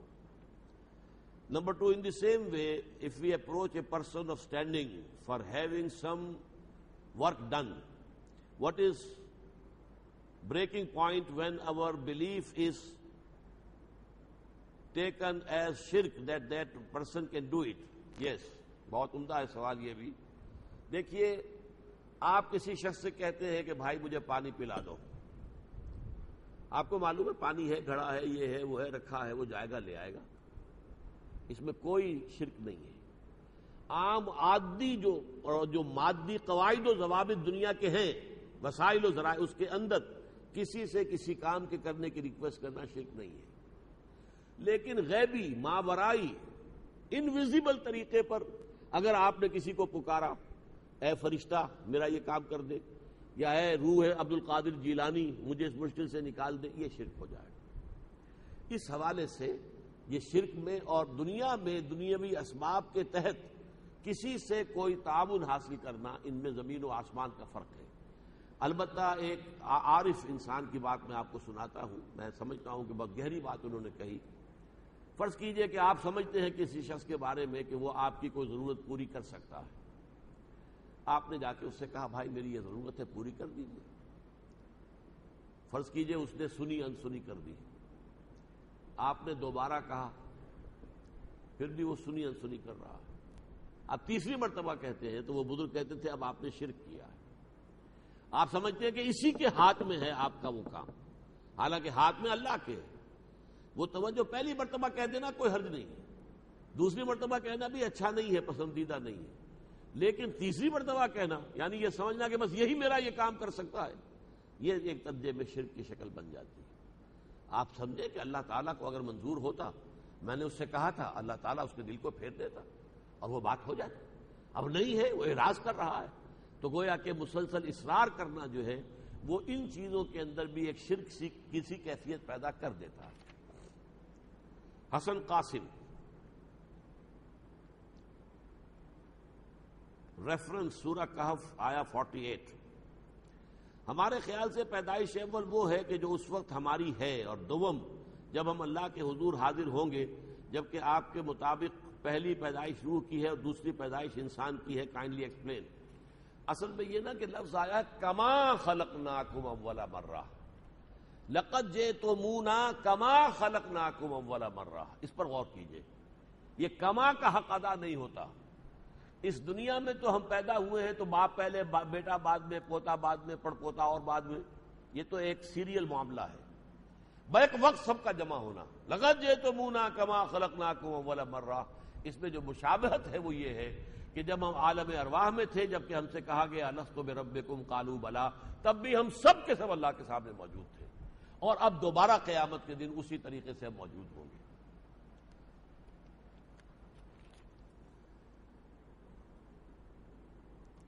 محمد وسیم صاحب، میرا سوال یہ ہے کہ مدد صرف اللہ تعالیٰ سے مانگنی چاہیے اگر ہم جیسا کہ سنتے اور کہتے ہیں یا علی مدد، کیا یہ بھی شرک میں داخل ہے؟ یقیناً یہ شرک ہے، کسی کو بھی پکارنا. اور یہ اللہ کا شکر ہے کہ اگرچہ ہمارے ہاں جو بریلوی مکتب فکر ہے وہ یا محمد کہنے کو تو صحیح سمجھتے ہیں اور لکھتے بھی ہیں مسجدوں میں، لیکن یا محمد مدد کبھی نہیں کہتے ہیں. یہ اللہ کا شکر ہے. یہ ظلم جو ہے حضرت علی ہی پر ہوتا ہے رضی اللہ تعالی عنہ. اور حضور نے فرمایا بھی تھا کہ اے علی، تمہارے ساتھ وہی سلوک ہوگا جو میرے بھائی عیسیٰ کے ساتھ ہوا تھا. کچھ لوگوں نے ان کی محبت میں غلو کیا، انہیں خدا کا بیٹا بنا دیا. یہودیوں نے ان کی عداوت میں انتہا کی اور کہا کہ وہ تو جو ہے ولد الزنا ہے اور یہ ہے اور وہ ہے اور کافر ہے اور مرتد ہے اور اس سے سولی پر چڑھائے جانے کے قابل ہے. اس طرح حضرت علی کو کچھ لوگوں نے خدا بنا دیا. ہر چند خدا کی ذات نہیں ہے علی کی ذات، لیکن نہیں ہے ذات خدا سے جدا علی. اب یہ ایسے ایسے شاعرانہ خیالات جو ہیں، اور مشغول حق ہوں بندگی بو تراب میں، یہ غالب صاحب کہہ رہے ہیں. میں بو تراب جو ہے حضرت علی، جو حضور نے خطاب دیا تھا قم یا ابا تراب، تو وہ میں ان کی بندگی کرتا ہوں، اللہ کی نہیں، ان کی بندگی کرتا ہوں، اور ان کی بندگی کرنے میں اصل میں اللہ کی بندگی کر رہا ہوں. تو یہ در حقیقت مشرکانہ چیزیں ہیں جن سے اپنے آپ کو بچانا چاہیے. اچھا جناب، بہت شکریہ، سوالات پورے ہو گئے. الحمدللہ الذی ہدانا لہذا وما کنا لنہتدی لولا ان ہدانا اللہ. سبحانک اللہم وبحمدک نشہد ان لا الہ الا انت نستغفرک ونتوب الیک.